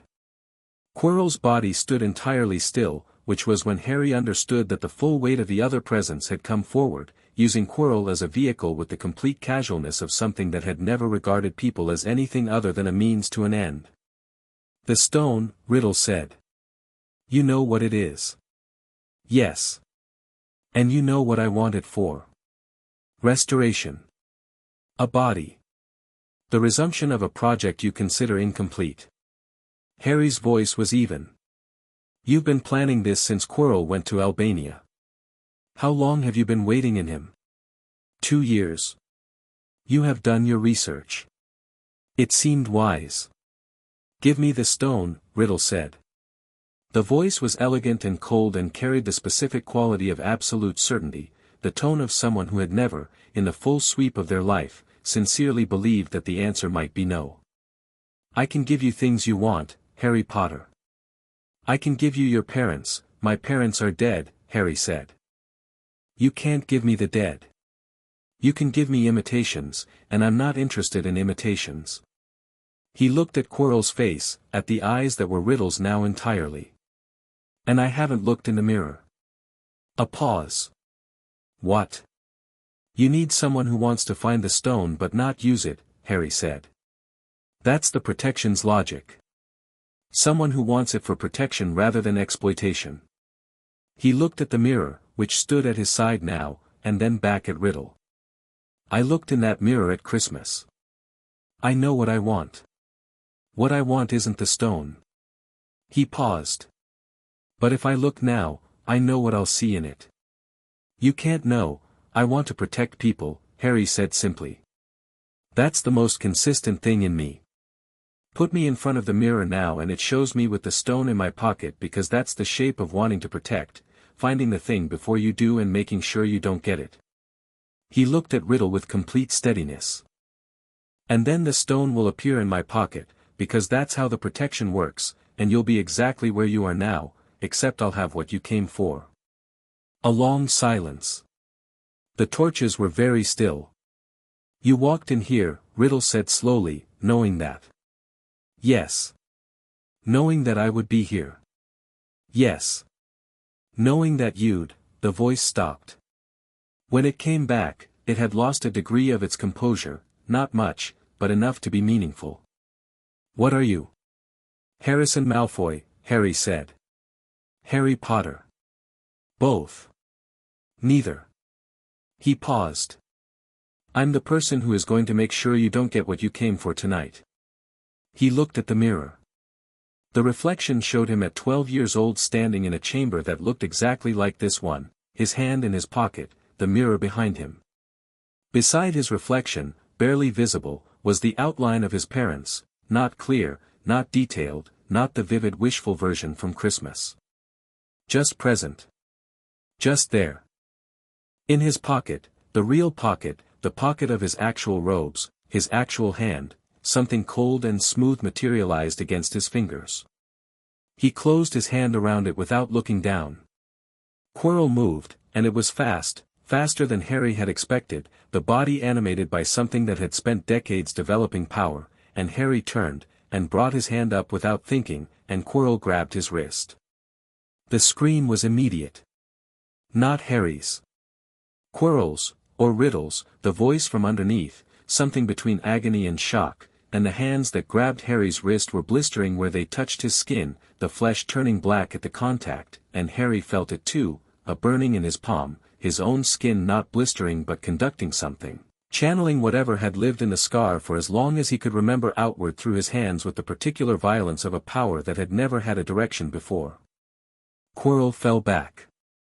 Harry stepped forward, and Quirrell caught his face with both hands. The scream redoubled. The torches went out. The last thing Harry saw before the darkness was the mirror, showing both of them, himself and the dark shape behind Quirrell's face, and in the mirror, only one of them was getting up from this. He intended for it to be himself. He woke in the hospital wing, which was bright and smelled of clean linens and the particular antiseptic undertone of Madame Pomfrey's domain. The ceiling was high and familiar and he lay looking at it for a moment before inventory, hands, intact, scar, silent for the first time in months, left wrist, bandaged, everything else, attached and functional. Dumbledore was sitting by his bed. Harry looked at him. Dumbledore looked back with eyes that were very blue and very old and currently wearing an expression that was more honest than anything Harry had seen from him all year, something that was trying to be warmth and was complicated by what it sat alongside. Good morning, Dumbledore said. Good morning. Harry sat up. Where's the stone? Safe. Destroyed, in fact. Dumbledore folded his hands in his lap. Nicholas agreed it was the appropriate conclusion, given the circumstances. Quirrell. Gone. A pause. He did not survive the encounter. Harry processed this. He felt, not guilt, not satisfaction, but a sober recognition. A person had been used and lost. That was real. Riddle. Fled. Once again without a body. Dumbledore regarded him over his half-moon glasses. You walked into that chamber knowing what you would find. Yes. You knew the protection's mechanism. Yes. You went alone. I went after my companions were safe, Harry said. There was no defensiveness in it, just clarity. The challenge at the end was mine. Not theirs. Dumbledore was quiet for a moment. There are people, he said, who spend a great deal of time wondering what you are, Harrison. What you represent. What role you are meant to play in the events that are coming. He paused. I confess I have been one of them. I know, Harry said. And what would you tell those people? Harry looked at him steadily. That I'm not a role, he said. I'm a person. And when Voldemort comes back properly, when he gets a body and comes back, I'll face him on those terms. Not as a symbol or a sacrifice or a piece on someone's board. He held Dumbledore's gaze without blinking. I think you've been hoping I might be usefully directed. I want to be clear that I won't be. Dumbledore looked at him for a long moment. There was something in his expression that was not quite chastened, too old and too set for that, but that had been genuinely reached by something. Your mother, he said, would have said something very similar. Harry held the eye contact for another second. Then, my mother is alive and well in Wiltshire. A pause. The ghost of something crossed Dumbledore's face, recognition, or perhaps the appropriate humility of someone being reminded of the dimensions of what they haven't accounted for. Yes, he said softly. I suppose she is. Ron appeared in the doorway of the hospital wing 20 minutes after Dumbledore left, with Hermione right behind him and a box of chocolate frogs in his hand, and behind them both, which was the part that made Harry genuinely startled for approximately the first time all year, Draco, who had apparently navigated the social complexity of entering Gryffindor recovery territory by the simple expedient of not caring. You're alive, Draco said, from the doorway. Not relieved. Reporting a fact. Yes, Harry said. I told you so. When did you tell me so? In spirit.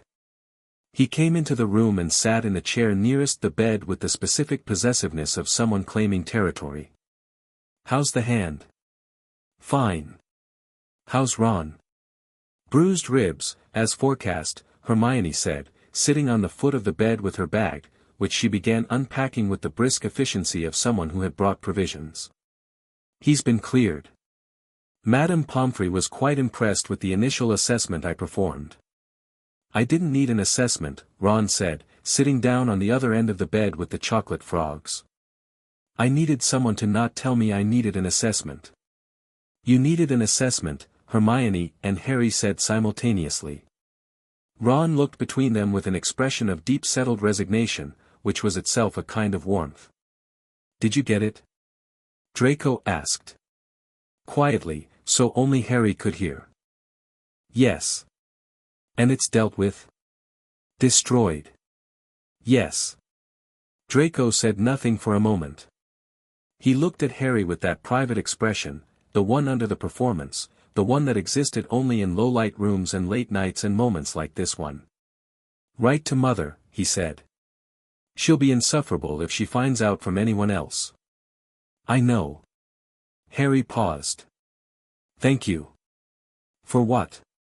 For staying at Christmas. For the acclimacy.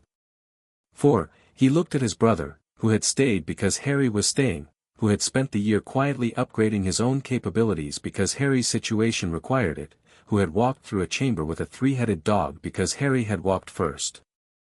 All of it. Draco was quiet for a moment in the way he was quiet when something hit the territory that was too real for the usual Malfoy register. Obviously, he said.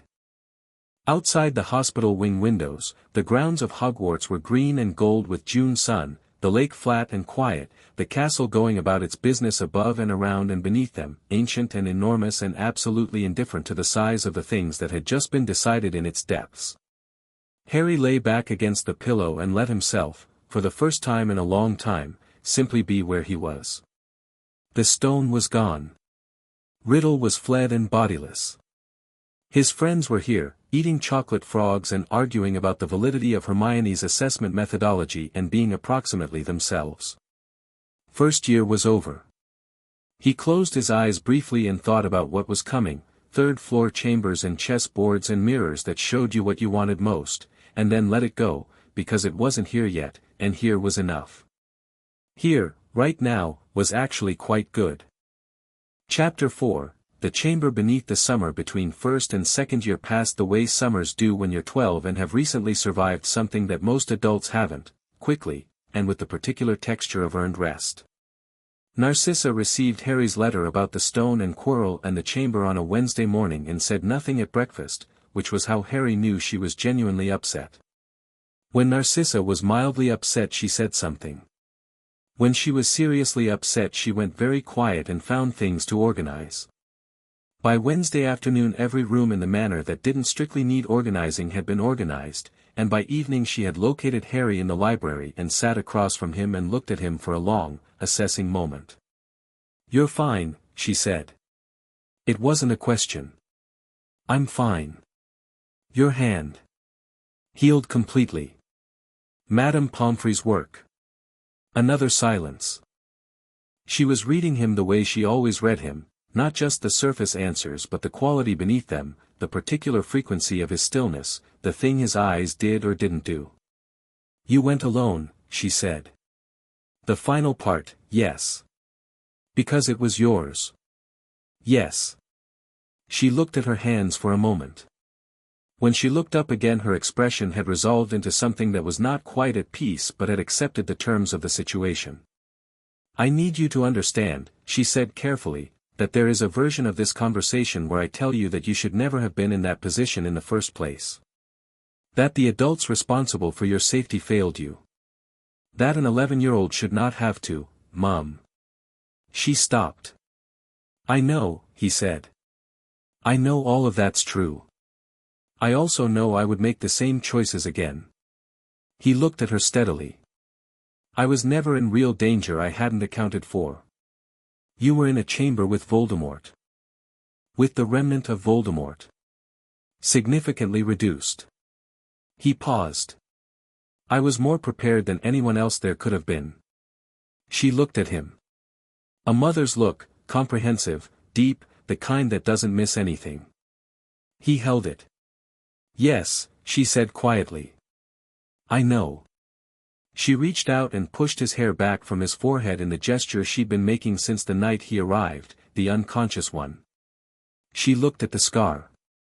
"I hate this scar," she said conversationally. "I know.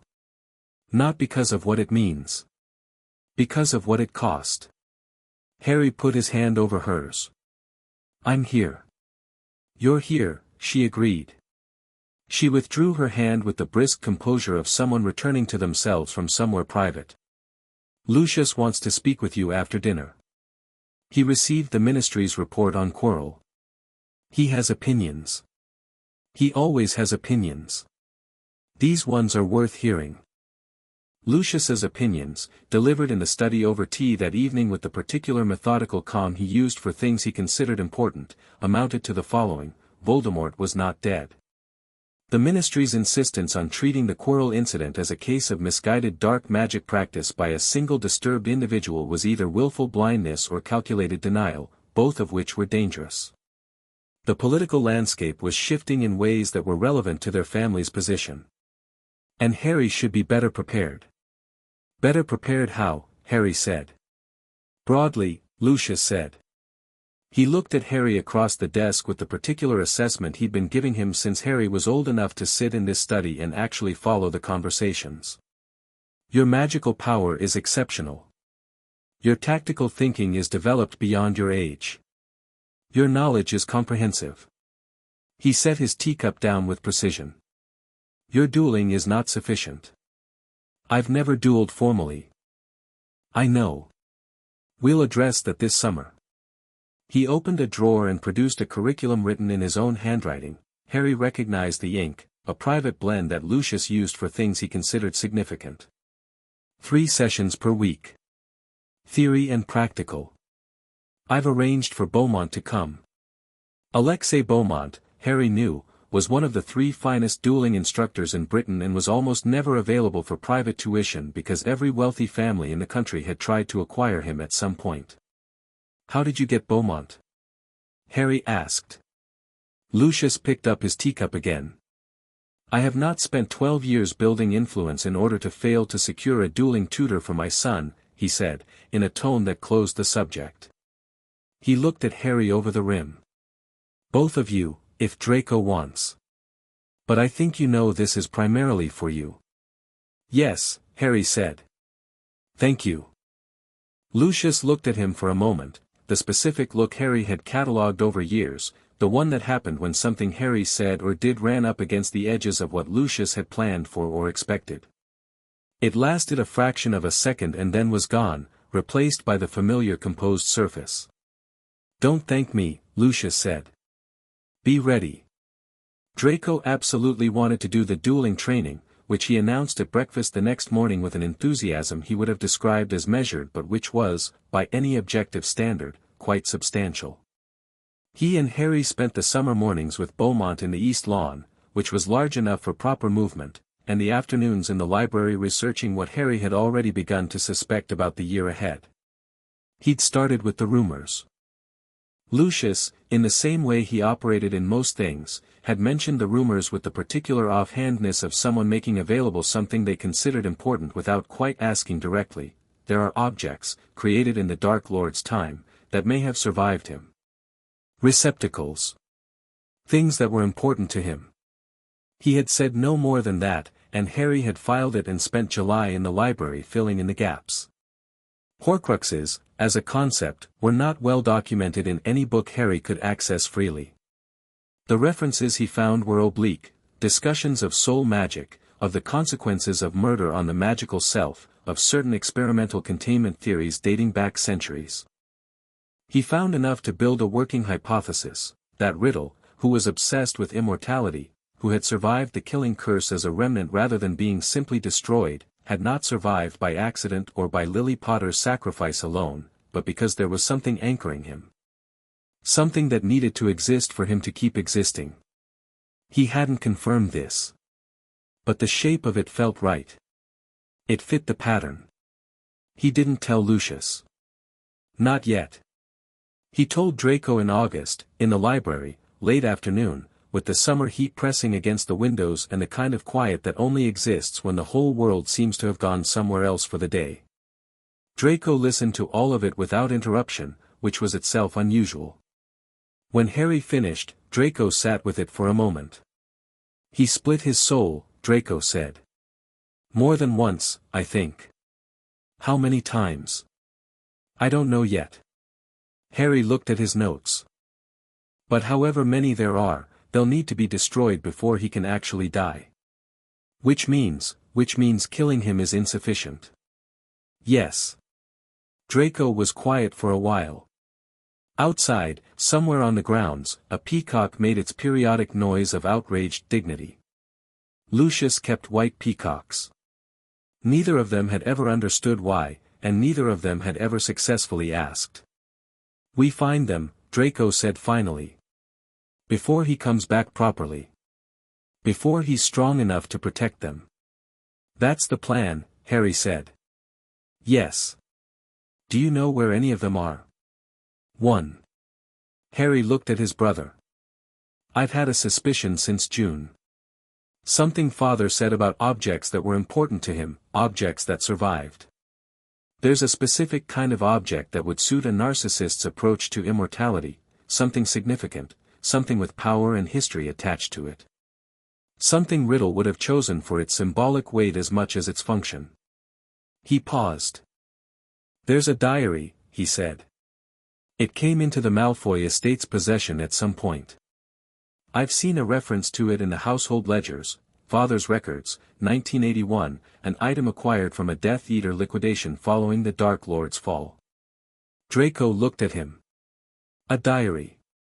A diary that Father has held onto for 11 years rather than destroying or selling, which means either he doesn't know what it is or he does." The implications of either option sat between them without needing to be stated. "We need to find it," Draco said. "Yes. And if Father has it deliberately?" Harry met his brother's eyes. The look that passed between them was not about Lucius Malfoy the political figure or the Death Eater or the patriarch. It was about something much more specific, a man who had taken a child from the rubble of a destroyed house and brought him home, and what that meant, and whether it could be held in the same space as other things that man had done. "Then we deal with that when we know," Harry said. "Not before." Second year at Hogwarts began with Platform 9 3/4 behaving oddly, the barrier sealed, no explanation, a feeling of magical disruption that had Harry paying close attention immediately. They didn't try to force it. They didn't take the flying car, which Ron Weasley and his brother had apparently done in the original shape of events and which Harry had no intention of replicating. They simply waited until the barrier resolved itself, 20 minutes later, with the specific restored solidity of something that had been interfered with and corrected, a signature Harry noted and filed alongside the growing category of relevant and not yet explained. On the train, Hermione had her Muggle Studies materials open alongside 3 other texts and was doing something that looked, from outside, like parallel processing on completely separate subjects. Ron was eating something his mother had packed and losing a game of exploding Snap to himself, which was apparently possible if you tried hard enough. Draco was in the seat across from Harry, making notes in the leather notebook, which had been replaced with a new one, the second-year version, Harry could tell by the binding, and not commenting on its existence, which meant he'd decided Harry knowing was fine. "Ginny Weasley is starting this year," Hermione said, without looking up. "I know," Ron said. "She's terrified. She's also going to be brilliant, obviously, but try telling her that." "She should be in Gryffindor," Hermione said. "Probably. Unless she's more complex than she looks." Harry said it mildly, still looking out the window. Ron gave him a look. "Are you going to sort my sister before the hat does?" "I'm just noting that the Weasleys tend to contain multitudes." "What's that supposed to mean?" "It means you're more complicated than you look," Draco said, without looking up from his notebook. "He means it as a compliment." Ron stared at Draco. Draco continued making notes. Ron looked at Harry. Harry looked back at him with the expression of someone who had decided the situation was fine. "Malfoy just," Ron started. "He's been doing that since July," Harry said. "You get used to it." The train moved north through the golden late summer countryside, and the conversation shifted, and by the time Hogwarts appeared through the window its shadow was long and familiar and something about its shape felt, genuinely, like coming home. The Chamber of Secrets opened on a Tuesday in November. Harry knew before anyone else, because the first warning came to him in a language that nobody else in the castle spoke. He was walking back from the library with Draco on the evening of November the 10th when he heard it, not a voice exactly, more a resonance, something beneath ordinary sound that his mind translated automatically and without effort into language. "Come," it said, or something that meant that. "Come to me." He stopped walking. Draco turned back. "What?" Harry stood very still. "Do you hear that?" Draco listened. "No." "What is it?" "A snake," Harry said. "Very large. Somewhere below us." He turned, tracking it. The direction was down, deeply down, somewhere beneath even the dungeons. "It's moving. You can hear it from here." "Apparently." They looked at each other. The Chamber of Secrets, Draco said. It wasn't a leap. They'd spent July discussing the school's history among other subjects, and Slytherin's legendary hidden chamber was among them. You actually speak Parseltongue.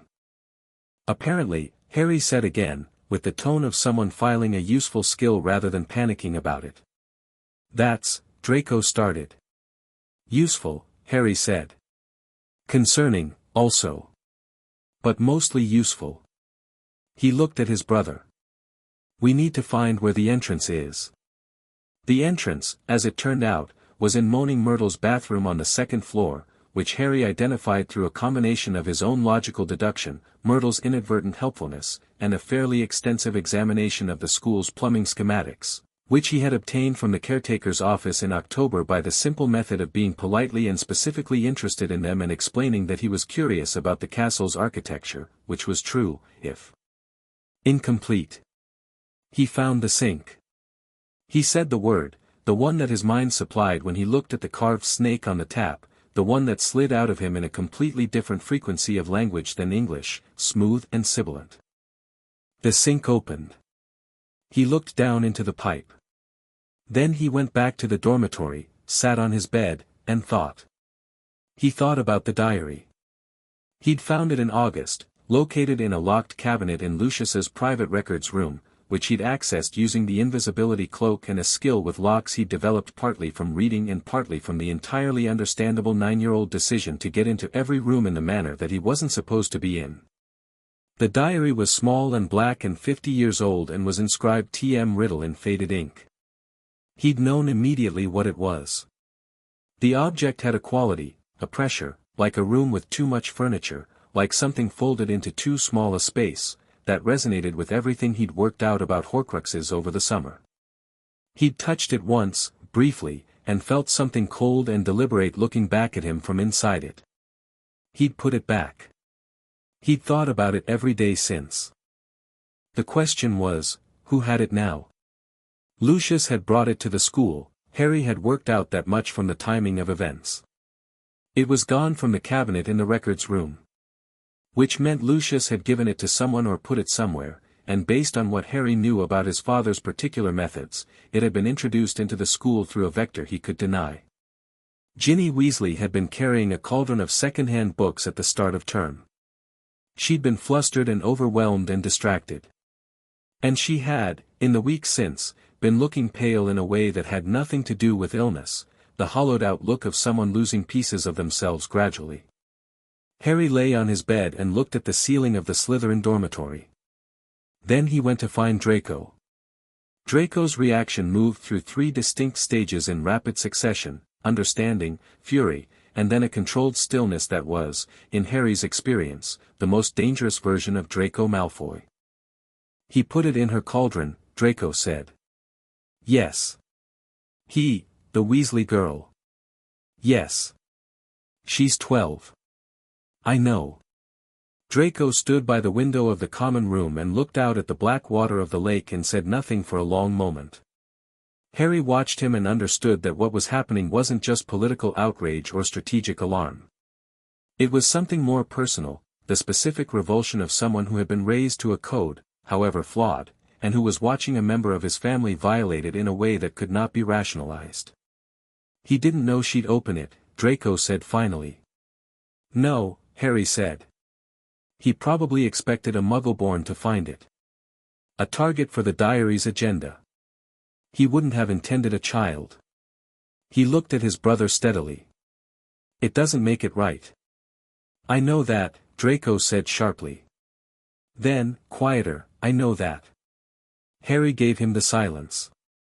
What do we do? Draco said. Not defeated, the opposite, actually. The kind of asking that was already oriented toward action.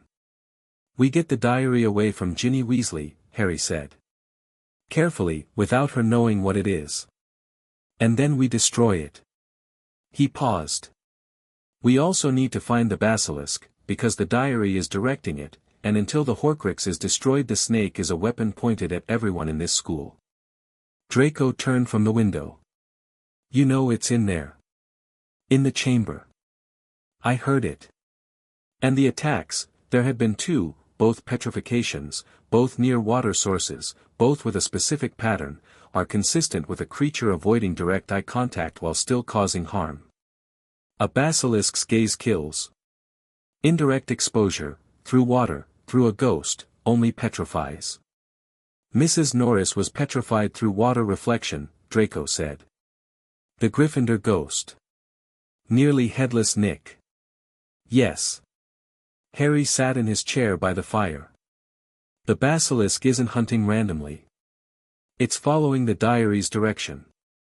Which means as long as the diary is intact and Ginny is writing in it, we need to move quickly, Draco said. He looked at Harry. The writing in the walls. The Chamber of Secrets has been opened. Enemies of the heir, beware. Someone opened it. The diary opened it through Ginny. Yes. Which means someone wrote to the diary. Which means Ginny Weasley opened the Chamber of Secrets, Harry said, without knowing she was doing it, while a 50-year-old fragment of Tom Riddle was systematically taking control of her mind and body. He paused. She's the attacker and the victim simultaneously. She has no idea. Draco sat down heavily. Ron, he said. Yes. He doesn't know his sister is, no. Draco rubbed his face with one hand, which was the most visibly distressed physical gesture Harry had ever seen him make. This is a catastrophic mess. Yes, Harry agreed. Which is why we're handling it ourselves.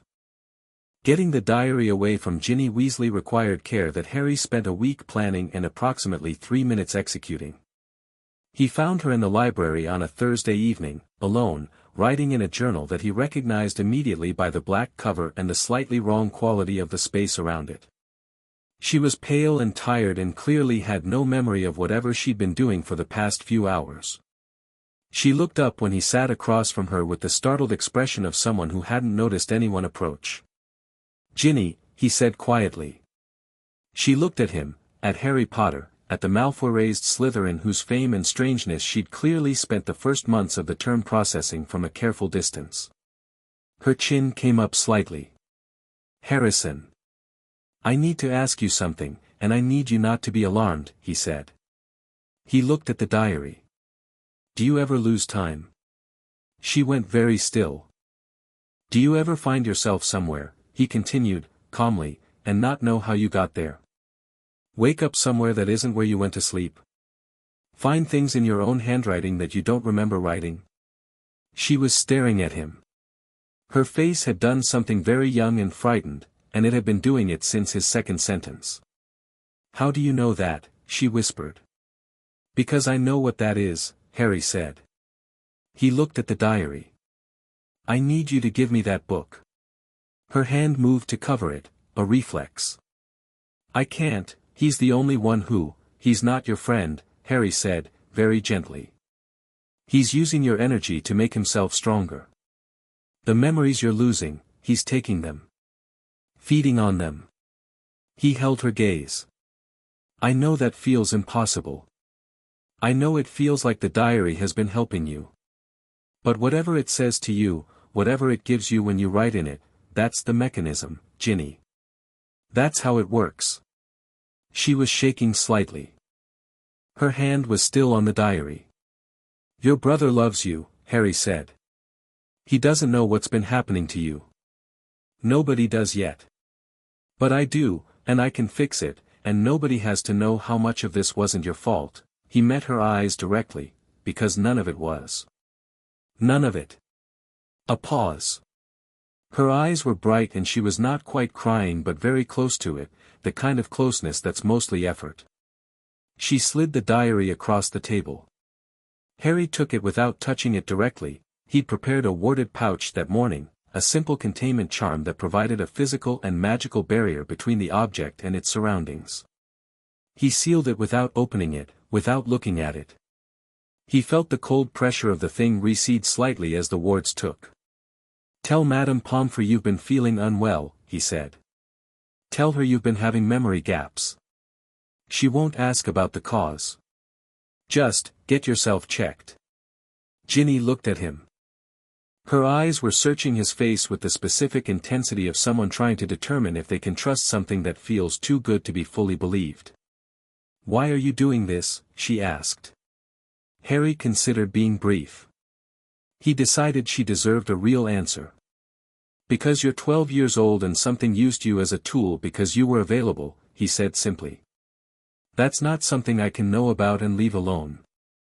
She looked at him for another moment. Then she nodded, short and sharp, and picked up her bag and left the library. Harry put the warded pouch in his inner pocket and sat for a moment in the quiet. Then he went to find Draco, and Ron. Ron's reaction to being told his sister had been under the influence of a Horcrux for 3 months, had unknowingly opened the Chamber of Secrets, and had nearly destroyed herself page by page was, by any measure, extraordinary, extraordinary for the restraint of it, for the way he listened to all of it without interrupting, went completely white by the third sentence, and held it together by the force of a will that Harry was not sure he'd fully appreciated until now. When Harry finished, Ron said, "Is she safe now?" "Yes. The diary is contained.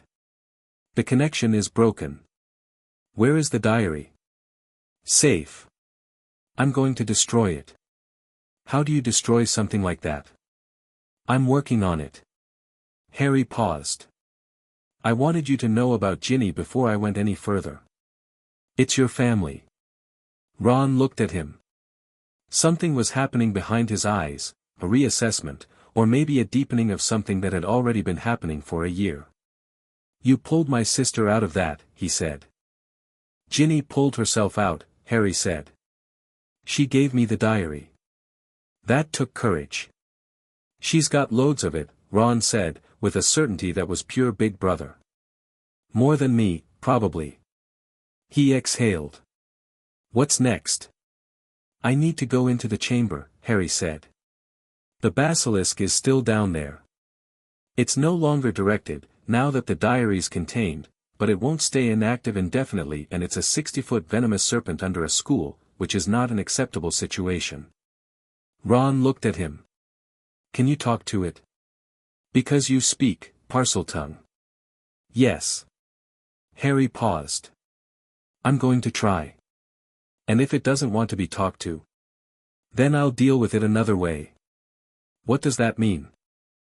Draco, who had been listening from the chair by the common room fire, they were in the Gryffindor common room, which Harry had visited for the first time that evening through an access route he'd identified in September, and which several Gryffindors had reacted to in a range of ways from alarmed to intrigued, said, without looking up, "It means he'll improvise. He always says he won't and then he does." "I plan extensively and adapt as required," Harry said. "Same thing," said Draco. Ron looked between them with the expression he'd had since September, the expression of someone processing an ongoing situation that didn't match his expectations but which kept producing evidence too compelling to reject. "I'll come," Ron said. "To the chamber." "You don't have to, Ginny went down there," Ron said, with a flatness that ended the discussion. "She went down there and I didn't know and she was alone." "I'm coming." Harry held his gaze for a moment. "Then, Hermione too?" "She's already asked." Ron's expression shifted. "When did you tell Granger?" 2 days ago. She needed the lead time to research basilisks." Ron put his face in his hands briefly. "When he came back up, right?" "When?" 3 days. "I need to finish the preparation." The preparation included 3 things: working out how to destroy the diary, working out how to approach a basilisk that was no longer directed, and finding blindfolds, which Harry approached with the same methodical calm he brought to everything, and which Hermione sourced with the specific efficiency of someone who had been waiting to be given a practical task. "Basilisk venom," Hermione said, on the second day of preparation, in the library, cross-referencing 3 sources simultaneously. "It destroys Horcruxes. One of the only substances that can. The venom is so corrosive it bypasses the enchantments protecting the soul fragment." She looked up.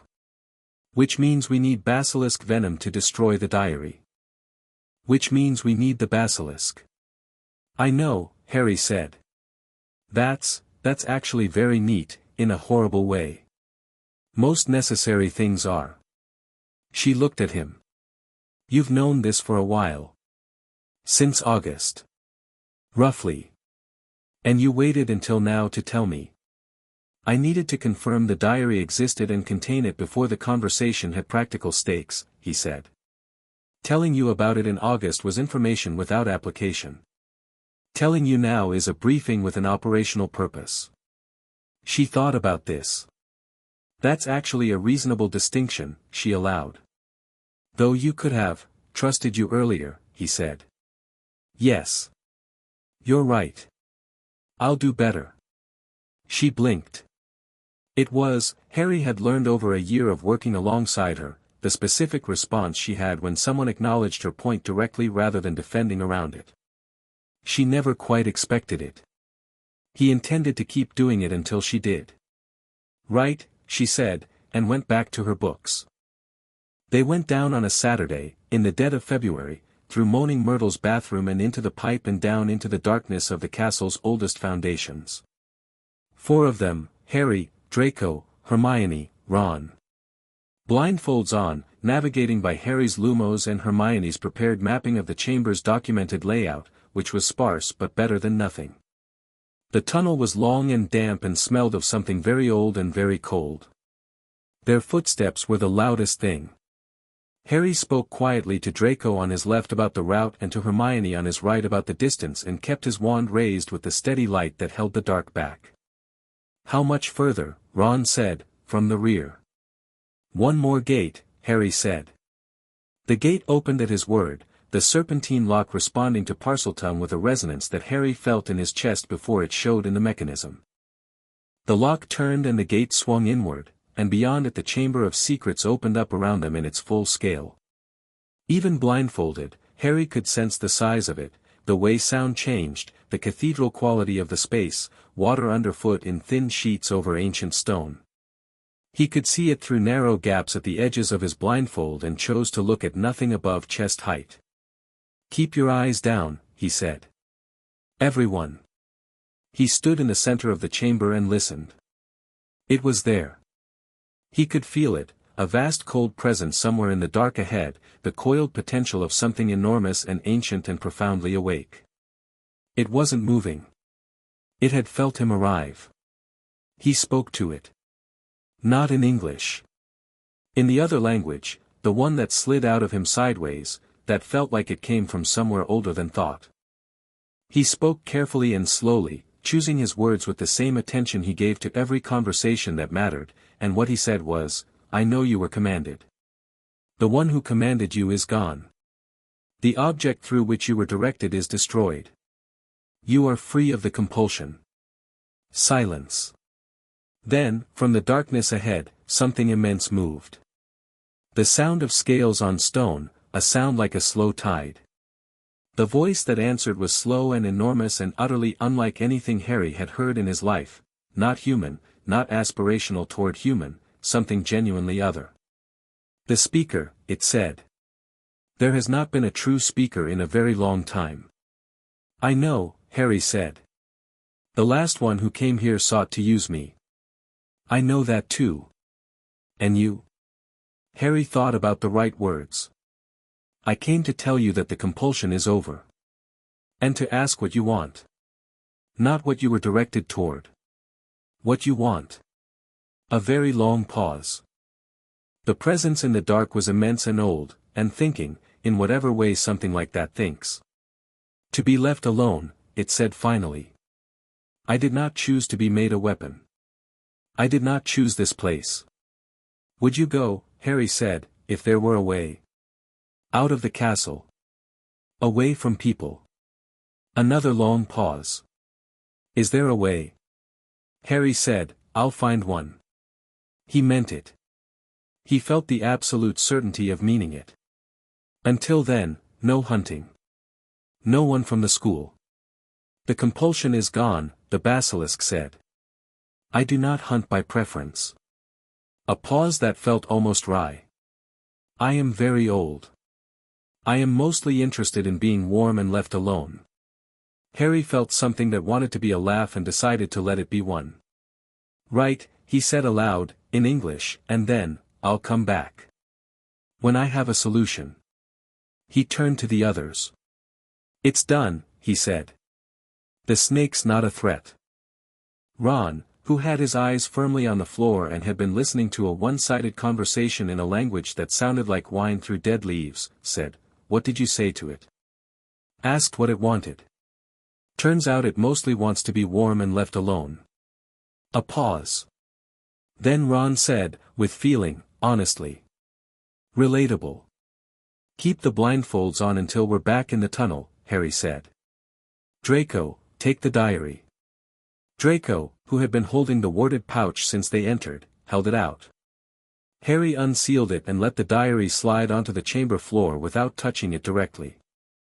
He stepped back. Get the Fong, he said. He found the shed Fong near the base of the statue, enormous, curved, glistening with venom that was still potent. He handled it with the conjured cloth Hermione had prepared specifically for this purpose, careful about the point. The diary lay on the stone floor. In the half-dark it looked exactly like what it was, small, old, ordinary, containing something that was none of those things. Harry looked at it for a moment. He thought about Tom Riddle, who had been brilliant and broken and had chosen the wrong solution to every real problem he'd ever had. He thought about what that kind of choice cost, not just the person making it but everyone in proximity for the next 50 years. He drove the Fong into the diary. The ink that came out was not quite black, it was dark and moving and wrong, and the scream that accompanied it was from somewhere inside the object rather than in the chamber, a sound like something that had been certain of itself for a very long time suddenly finding out it was wrong. Then it was done. The diary was inert. A shredded cover, a ruined spine, pages that were just pages. Draco picked it up, carefully, and looked at it. Then he put it in the pouch and sealed it and put it in his pocket, and the gesture was very deliberate. Evidence, he said quietly. Only Harry understood why. Yes, Harry said.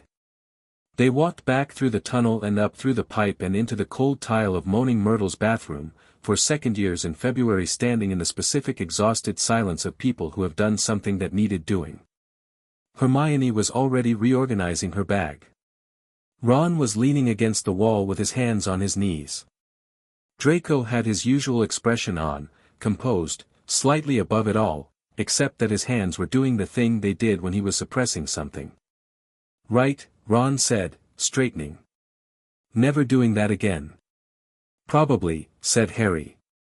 Probably, Ron repeated. Why probably? Because I don't know what comes next, Harry said honestly. But I know it's going to require the same people. Ron looked at him. Hermione looked at him. Draco looked at something near the ceiling and said nothing, which was his version of agreement.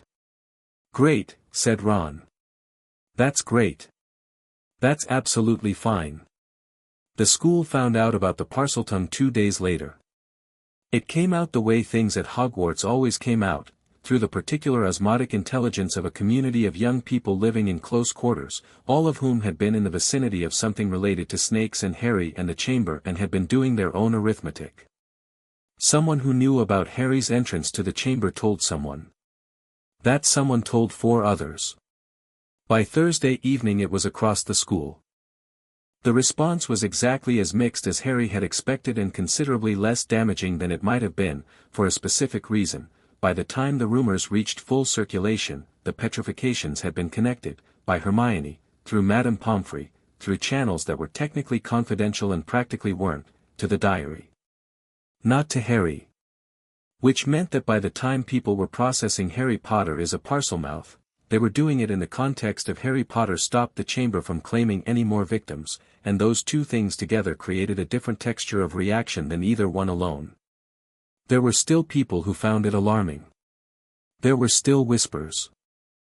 Harry walked through them with the same steady presence he carried everywhere, not performing unconcern, actually unconcerned, and let people arrive at their own conclusions, because he'd found that the fastest way to manage a reputation was to be so consistently yourself that it stopped being possible for the rumors to get purchase.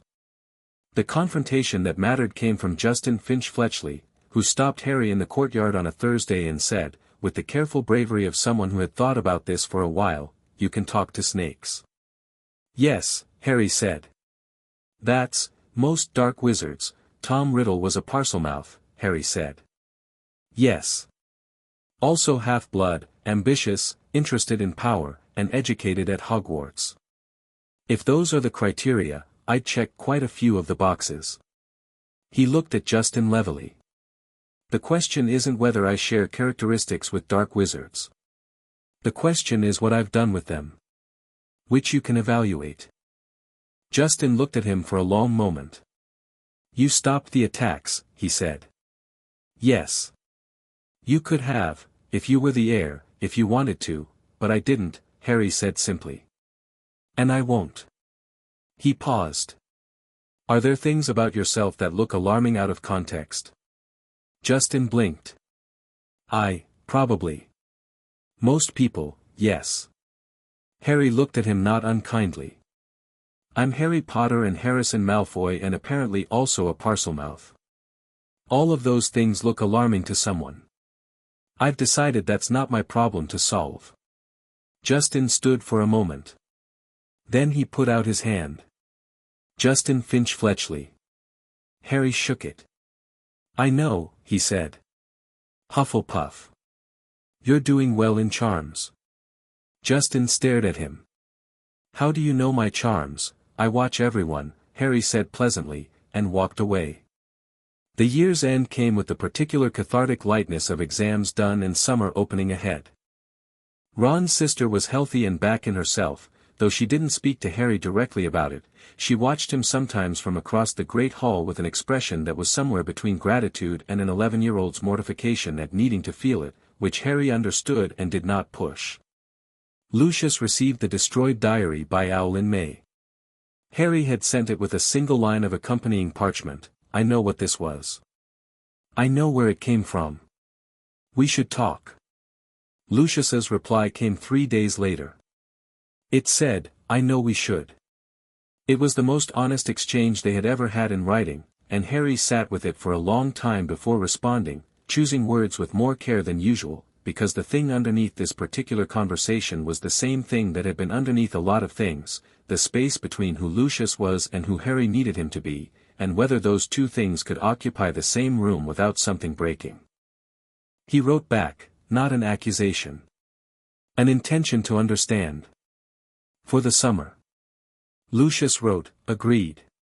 Draco, told of the exchange, said nothing for a while. Then, he'll be honest with you. He respects you enough for that. I know. It might not be easy. Most things worth doing aren't. Harry looked out the window of the common room at the final days of the Scottish spring, the loch catching the low sun, the grounds busy with students making the most of the weather before exams began properly. But the other option is not knowing. And not knowing is worse. Draco considered this. Then, for what it's worth, whatever he says. You know who you are. It doesn't change that. Harry looked at his brother. The thing between them was too large for the specific words they had for things, it always had been, since before they were old enough to know what to call it. I know, Harry said. Outside, the sun was bright on the water, and the school moved around them, and somewhere beneath them the oldest foundation of the castle sat empty and quiet, its long tenant no longer directed toward violence, waiting patiently for a promise Harry had made and intended to keep. He intended to keep all of his promises. He had a great many more to make.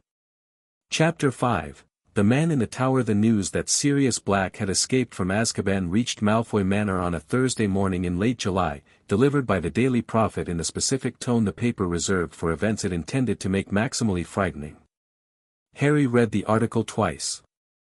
Then he set the paper down, drank his tea, and stared at the wall for a moment. Narcissa, across the breakfast table, watched him do all of this and waited until the staring had resolved into something. You know who he is, she said. Yes. Harry turned the paper over so the photograph was face down. He was my father's best friend. He was supposed to be my godfather. He was convicted of betraying my parents to Voldemort and killing 13 people in a street in London the day after it happened. Supposed to be convicted, Narcissa said carefully. Harry looked at her. You have a reason for that phrasing. I have questions, she said. Questions I've had for 12 years and never found satisfactory answers to. She set her own cup down with the particular precision she used when she was being more deliberate than usual. Sirius Black was tried without a trial. Harry went very still. What? There was no trial. He was taken by Aurors from the scene, assessed as obviously guilty based on the evidence available, and sent directly to Azkaban. No Wisengamot hearing. No formal presentation of evidence. No defense. She looked at him steadily. I was peripheral to enough political conversations in 1981 to know that much. It's always troubled me. Harry sat with this. Sirius Black's face on the front page of the Daily Prophet, gaunt, wild-eyed, the photograph of a man made unrecognizable by 12 years in Azkaban, shifted slightly in his mind.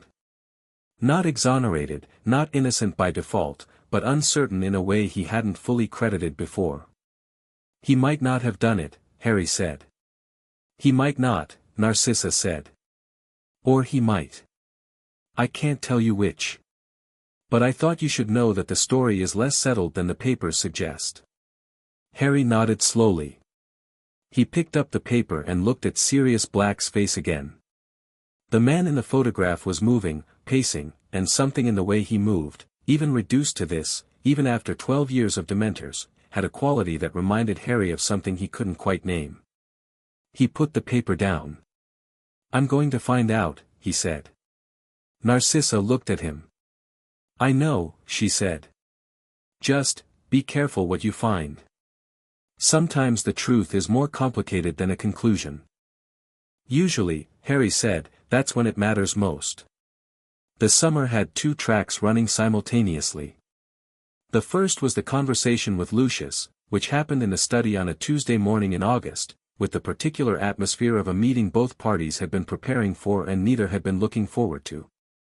Harry sat across the desk from his father and looked at him directly, which Lucius returned without flinching, because Lucius Malfoy did not flinch from things he had decided to face. The diary, Harry said. Yes. It was a Horcrux. You knew what it was. A pause. I knew it was a significant dark object. An object of power that had belonged to the Dark Lord. The precise nature of it, Lucius paused, choosing words with the care of someone who had already decided on honesty but was finding the specific form of it difficult. I understood enough to know it was dangerous. I did not fully understand the soul mechanism. Did you know it was directed at Muggleborns? I suspected it would serve the Dark Lord's agenda if activated. Yes. And Ginny Weasley was not the intended recipient, Lucius said. The words were flat and honest and came at a cost that Harry could see in the set of his jaw. I intended it for a Muggleborn student. Someone who would open it and whose use of it would serve a political purpose. I did not intend, he stopped. A 12-year-old girl, Harry said. No. The word was simple. That is not something I intended. Harry looked at his father for a long moment. He was 12 years old and he was having a conversation about culpability and intent with a man who had deliberately placed a Horcrux where it could harm children, whose intent had been malicious even if its specific outcome had been unplanned, and who was telling him the truth about it because he had been asked and had decided that honesty was the appropriate response, even when it was damning. It was a complicated thing to hold. You could have hurt her very badly, Harry said. You nearly did. I know. The diary was directing a basilisk. Anyone in the chamber's sightline would have died. I know. Did you consider that? Lucius was quiet for a long moment. Not sufficiently, he said finally. Harry held his gaze. Is there anything else, he said. Any other objects? Anything else you've placed or distributed or planned? A pause. Longer than the others. Harry watched it and registered everything it contained. No more objects, Lucius said. I was not the only one tasked with keeping certain items, in the years before the Dark Lord's fall. Others have them. I do not know where those others are or what state their objects are in. But you know there are more. I believe there are more, Lucius said. I have no confirmation. Harry nodded slowly. He looked at his father, at the silver hair and the composed face and the eyes that were, right now, doing something unusual, which was looking at Harry without the governance of strategy or calculation. Just looking. I'm not telling anyone, Harry said. What you just told me. Not yet. Lucius said nothing. But I need to know that it stops, Harry said. Whatever you were doing for him, whatever you were holding in reserve for his return, it stops. Not because I'm asking. Because you choose to. Another long silence. The study was very quiet. Outside the windows, the white peacocks moved across the lawn with their usual gorgeous obliviousness. You are, Lucius said, in a voice that was careful and odd and not quite like his usual register, extraordinarily difficult to manage. I'm not trying to manage you either, Harry said. That's rather the point. Lucius looked at him. And then, in the specific way of someone who has arrived at a conclusion they hadn't planned to reach, nodded once. It stops, he said. Harry stood up. He moved to go and then stopped at the door and said, without turning, You brought me home from Godric's Hollow. I haven't forgotten that. Lucius said nothing. I'm not going to pretend that wipes anything clean, Harry said. But it's real. It counts for something. He looked back over his shoulder. I'll see you at dinner. He left the study and stood in the corridor for a moment, letting the weight of the conversation settle. Then he went to find Draco and told him all of it, which took 40 minutes and resulted in Draco sitting in complete silence for quite a long time before saying, he admitted it. Yes. He admitted he placed the diary deliberately. Yes. And you believe him that Ginny Weasley wasn't the intent? I believe it was careless rather than targeted, Harry said. Which is its own kind of terrible, but yes. Draco stared at the ceiling. He told you the truth. He did. He never, Draco stopped. He doesn't do that easily. No, Harry said. I know. He looked at his brother. Are you all right? A pause. I'm angry at him, Draco said, which was an admission that cost him something. He put a 12-year-old girl in danger for a political objective and he's angry at her family for being the wrong family. And he stopped again. That's not a code I want to live by. I know. It's not the code we live by. No, Harry said. It isn't. Draco was quiet for a moment more. Then, is he going to change? Harry thought about Lucius in the study, choosing honesty when calculation would have been easier, making a commitment to something that required him to step back from a decade of positioning. I think he's deciding to, he said. Which is the only way it works. Deciding isn't doing.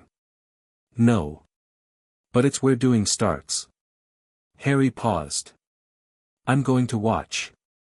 And if he doesn't follow through, we'll address it then. Together, Draco said. Together, Harry agreed. Third year at Hogwarts began with Dementors on the train and a new defense against the dark arts professor, and Harry noticed both with equal attention from the moment the Hogwarts Express pulled out of the station. The Dementors came first, the train going cold and dark in the specific descending way of something that was draining the warmth out of the air rather than simply removing it, which was a qualitatively different experience that Harry registered immediately. He felt it in the way he'd been taught to recognize dark magic, not in his skin but deeper, in the specific cold spot beneath his sternum that wasn't physical. He heard voices. Fragments. A woman's voice saying not Harry, please, not Harry, and a man's voice saying something urgent and brief before being cut off. He heard them clearly, as clearly as the people sitting across from him, and understood that they were memories, his memories, or rather his parents' last moments, embedded in him somehow below the threshold of ordinary recollection. He sat with it. He did not go pale. He did not pass out. He acknowledged what he was hearing and what it was, and he stayed present and still, and when the Dementor passed and the cold receded he looked at Draco across from him and said, "I heard them." Draco looked back at him with the specific expression he used when something had affected him and he was choosing not to show it. "Your parents?" "Yes." "Are you?" "I'm fine," Harry said. And then, because it was Draco and lying was both unnecessary and ineffective, it was hard. "But I'm fine." Draco nodded once. Then he produced a large piece of chocolate from his bag, high quality, Belgian, Narcissa's preferred brand, and put it on the seat beside Harry without comment. Harry ate a square of it. "Thank you. Don't mention it. You packed chocolate specifically in case of Dementor encounters." "I read the Hogwarts security briefing," Draco said, which was an excellent answer. The new defense professor was sleeping in the corner of their compartment, a shabby, exhausted-looking man with a patched suitcase that had RJL scratched on the handle in faded letters, whose sleep had survived the Dementor encounter with the slight furrowing of someone accustomed to bad dreams, which itself told Harry something. He studied the man for a while, the quality of his clothes, the specific character of his exhaustion, the faint marks on his hands, the lines of someone who had been chronically unwell and was managing it. "Remus Lupin," the suitcase said. "RJL." He filed that alongside, James Potter's other best friend. The one who hadn't been accused of betrayal. The one who had survived the war, though the way he'd survived it was visible on him in ways that 10 years hadn't fully healed. He thought about what Narcissa had said about trials. About gaps in the official story. He thought about Sirius Black's face on the front page of the paper, pacing his photograph, wild-eyed, and the quality of movement in it that reminded Harry of something he couldn't name. He thought about it for most of the train journey north. Lupin turned out to be extraordinary. This was not what Harry had expected, exactly, but it was what he found, and he revised his assessment of the man within the first class in a direction that kept going up as the term progressed. Lupin taught defense the way Snape taught potions, from a place of genuine deep knowledge and the specific passion of someone who had used what he knew in real situations and was therefore teaching from the inside of the subject rather than from academic remove. He also had a quality that Harry, who categorized people quickly, had to sit with for a while before he could name: he saw people accurately. Not with Dumbledore's calculating accuracy or Snape's penetrating displeasure, but with the simple accuracy of someone who had learned to pay attention because inattention had cost him things. He saw Harry across a classroom, and what he saw was not the boy who lived or the Slytherin anomaly or the Malfoy complication. It was something more direct. After the third class, Lupin asked Harry to stay behind. Harry stayed. He stood in front of Lupin's desk with his hands in his pockets and the patient expression he used for conversations he intended to let develop at their own pace. Lupin looked at him for a moment. "You're not what I expected," he said. Directly, without preamble, which Harry appreciated. "No one says that to me and means something simple," Harry said. The ghost of a smile on Lupin's face. "I knew your parents." "I know. You were James Potter's friend. You were in the Order of the Phoenix. You survived the war in ways that have cost you considerably." Harry paused. "You have lycanthropy, and you've been managing it longer than I've been alive, and you're the best defense professor this school has had in at least 3 years, based on what I've heard from older students." Lupin's expression had moved through several things during this and had arrived at something that was equal parts amused and quietly shattered. 12 years old, he said softly. Not quite to Harry. 13, Harry said. Since July. 13. Lupin folded his hands on the desk. I've thought about you for 12 years. I hope that's not alarming to say. It's not, Harry said. It's honest. He looked at Lupin and felt something he hadn't been prepared for, a warmth, not the warmth of Narcissa which was completely familiar, but a different temperature entirely, something that belonged to a different world in which different things had happened on the night of October 31st, 1981. Did you know who had me? Afterwards? No, Lupin said. For a long time, no one did. The assumption was that you'd been placed with Lily's sister. When we found out that hadn't happened, he stopped. There were people looking. For years. People. People who loved James and Lily. Who would have taken you, gladly. His voice was steady but required effort to keep that way. I would have taken you, if I'd been considered. Given he gestured at himself, a brief comprehensive gesture, condition, I don't know that I'd have been approved, but I would have tried. Harry looked at the man across the desk and thought about all the versions of his life, the cupboard and privet drive that didn't happen, the Lupin household that didn't happen, the version where Sirius Black was his godfather and hadn't gone to Azkaban, the version where none of it happened and 2 people didn't die in Godric's Hollow in October. He held all of these alternate histories with the care of someone who understood that they were real in the sense of having been possible, and who had made peace with the fact that the actual history had also produced things worth having. I'm glad you're here, Harry said, meaning Hogwarts, meaning teaching, meaning alive and in front of him. Whatever the shape it took. Lupin looked at him for a moment. When he spoke, his voice had something in it that hadn't been there before. You are very like your father, he said. And nothing at all like him. It's remarkable. People keep telling me I'm like Lily, Harry said. You are. You're also like James. You're also, Lupin's expression did something complicated and warm, you're also entirely yourself. Which is the best possible outcome. The Patronus happened in October. Lupin had offered to teach him after their first conversation, and Harry had accepted because the Patronus charm was advanced magic that he had specific reasons to want to know and because working with Lupin was itself a thing he valued independently of its utility. The Dementor, a boggart disguised as one, Lupin's pedagogical innovation, swept toward him 3 times before Harry produced anything, which was the most he had failed at a practical magical task since his first week at Hogwarts. He didn't find this distressing exactly, but he registered it with the honest interest of someone who had not previously encountered this particular wall. The memory required was specific.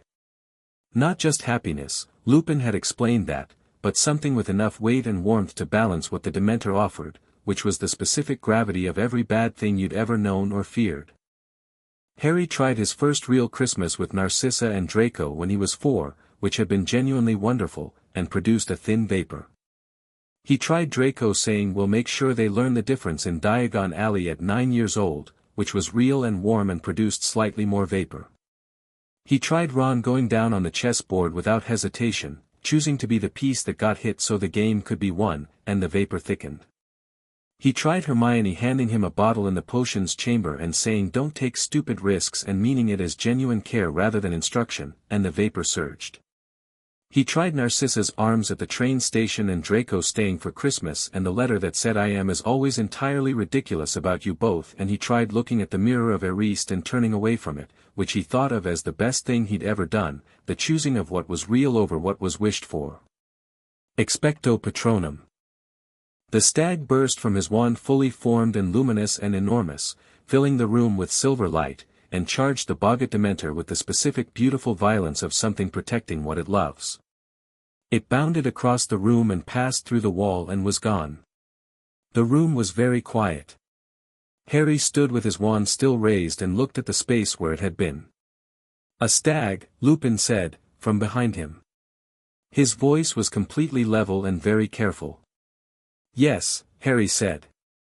Do you know what that means? The stag specifically? Harry turned. Lupin's face was doing something enormous and silent. My father's animagus form, Harry said. James Potter's. I've read about it. He paused. It came out that way without me trying for it. Lupin sat down on the edge of his desk, which was the posture of someone who needed a moment and was not pretending otherwise. Prongs, he said softly. The word was barely voice. We called him Prongs. Harry looked at him. At this man who had clearly loved James Potter with the specific fierce loyalty of someone who had been loved back in kind, who had been kept safe and valued when the world's general position on lycanthropy was considerably less kind, and who had spent 12 years carrying the loss of it without anything that looked like bitterness from the outside. "Tell me about him," Harry said. "If you want to." So Lupin talked, and Harry listened, and the afternoon light came through the windows and moved across the floor in the slow way autumn light does, and Harry learned things about James Potter that he hadn't known, the specific way he laughed, the things that made him angry, the precise texture of his loyalty, which was absolute once given and never rescinded. He learned about Lily Evans, who had been brilliant and fierce and entirely unintimidated by anything, including James Potter's considerable confidence. He learned about 4 friends who had been young together in this school, in these corridors, and the way that kind of friendship shapes a person in ways that last beyond loss. "He would have liked you," Lupin said, at the end. "He'd have been proud. Proud that I'm in Slytherin," Harry said, lightly. Lupin smiled. He was a Gryffindor to his core. He also had a deep respect for people who did things their own way. Especially when their own way kept being right. Harry looked at his wand, the 11-inch holly, phoenix feather, the wand that had chosen him in Ollivander's shop in a glow of gold and red that even Ollivander had seemed moved by. He thought about the stag. "Thank you," he said. "For telling me. Thank you for listening." Lupin paused. "There's someone else who'd want to talk to you, if circumstances were different." Sirius Black. Harry held very still. "If he's innocent," he said carefully. Lupin looked at him. Something shifted. "What do you know?" "I know there was no trial," Harry said. "I know the evidence was circumstantial and untested. And I know that Pettigrew," he paused, "Peter Pettigrew was the actual secret keeper. Not Sirius. The change was made at the last moment, as a double bluff. Sirius told James it was too obvious to use him, that Pettigrew was unknown enough to be safe." Lupin had gone absolutely still. "How do you know about the secret keeper?" "Lupin." Harry held his gaze. "I've been researching this for months." "Where is Pettigrew?" Lupin was very quiet for a very long moment. "He faked his death," Lupin said. His voice was careful and deliberate, the voice of someone committing to a direction. 12 years ago. In the street. The explosion, he created it himself, cut off his own finger, left it with the bodies, and transformed. He paused. He was an animagus. Rat form. And has been hiding as a rat for 12 years. I believe so. Yes. With the Weasley family, Harry said. Lupin stared at him. You've known, I've suspected. The Weasley family's rat, Scabbers, is old. Suspiciously old, for a rat. Wrong number of toes. And the timing of Sirius's escape lines up with Sirius having some way to identify his location. He looked at Lupin. He saw Scabbers in the Daily Prophet, didn't he? A photograph of the Weasley family. Lupin sat with this. He looked at Harry the way people sometimes looked at him, the recalibration expression, the sense of encountering something that exceeded the expected bandwidth. What do you want to do? Lupin said. I want to give Sirius Black his trial, Harry said simply. The one he should have had 12 years ago. With Pettigrew alive and in custody as the evidence. Pettigrew won't come quietly. No, Harry agreed. He won't. Sirius Black came down from the shrieking shack on a night in late May, thin as a shadow and twice as fast, and Harry was the first person he saw clearly. The meeting had been arranged through Lupin, through channels that were deliberately difficult to trace, in the specific way of people who understood that the official systems were not going to be helpful and had planned accordingly. Sirius had been moving around the Hogwarts grounds for weeks, that much was clear from the evidence, getting closer, waiting for a moment. Harry gave him the moment. They met in the Shrieking Shack, which was the only location within Hogsmeade where a meeting between the most wanted man in Britain and a 13-year-old could happen without immediate consequence. Lupin was there. Ron was there because Ron had figured out enough of it to make exclusion impossible, and also because Scabbers was Ron's rat and Pettigrew being captured required Ron's willing cooperation. Hermione was there because she was Hermione. Draco was not there, which Harry had discussed with him directly and which Draco had agreed to with the specific pragmatism of someone who understood that his presence would complicate a meeting in ways unrelated to the task at hand. He had agreed and then made Harry promise to tell him everything within 24 hours, which Harry had. Sirius Black in person was nothing and everything like the photograph. The gaunt quality was real, the bones too close to the surface after 12 years of minimal food and Dementor proximity. But the eyes, which the Daily Prophet's photographs had rendered wild and unfocused, the eyes of a madman, were, in person, very sharp and very present and very tired in the way of someone who has been certain of something for a long time and is running out of the energy certainty requires. He looked at Harry for a long moment without speaking. Harry looked back. "You have her eyes," Sirius said, finally. "I know," Harry said.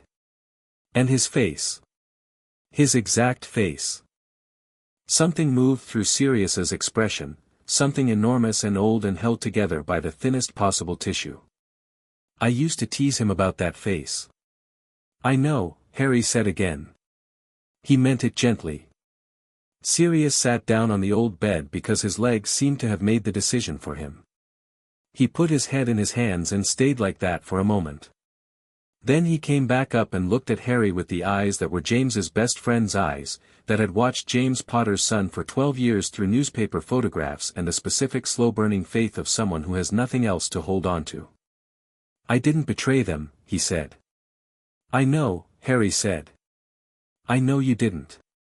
We're going to prove it." Sirius looked at him. "We. Me. Lupin.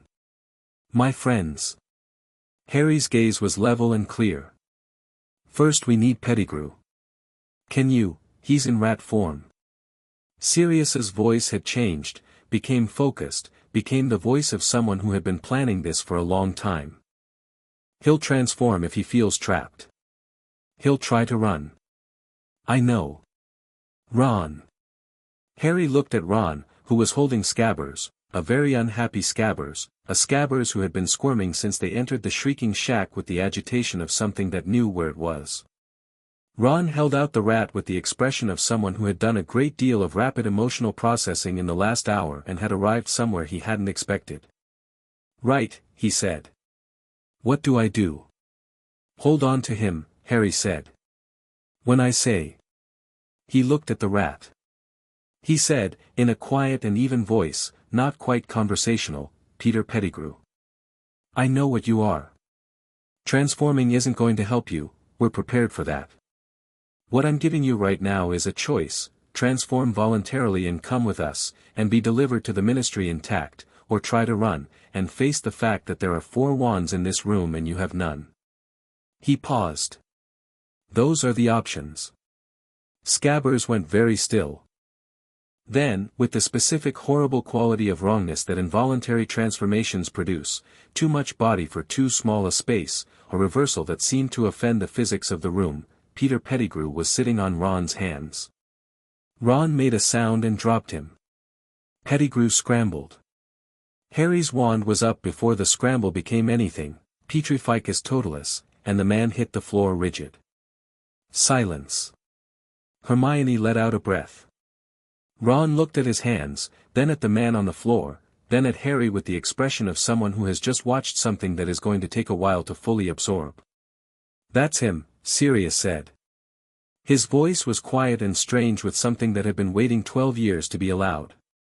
"That's Peter." "Yes," Harry said. He looked at the man on the floor, small, soft, frightened eyes staring at the ceiling, the face of someone who had made a specific kind of choice and had then spent 12 years as a rat to avoid the consequences. He felt no particular emotion about him that surprised him. "He'll go to the ministry. You'll get your trial. Lupin is a witness." He looked at Sirius. "It's going to take time," he said honestly. "The ministry is going to resist. Fudge is going to be difficult. There will be people who have 12 years of investment in your guild who won't want to let it go." He paused. But the truth is in this room and we're going to put it in front of enough people that it becomes unmovable.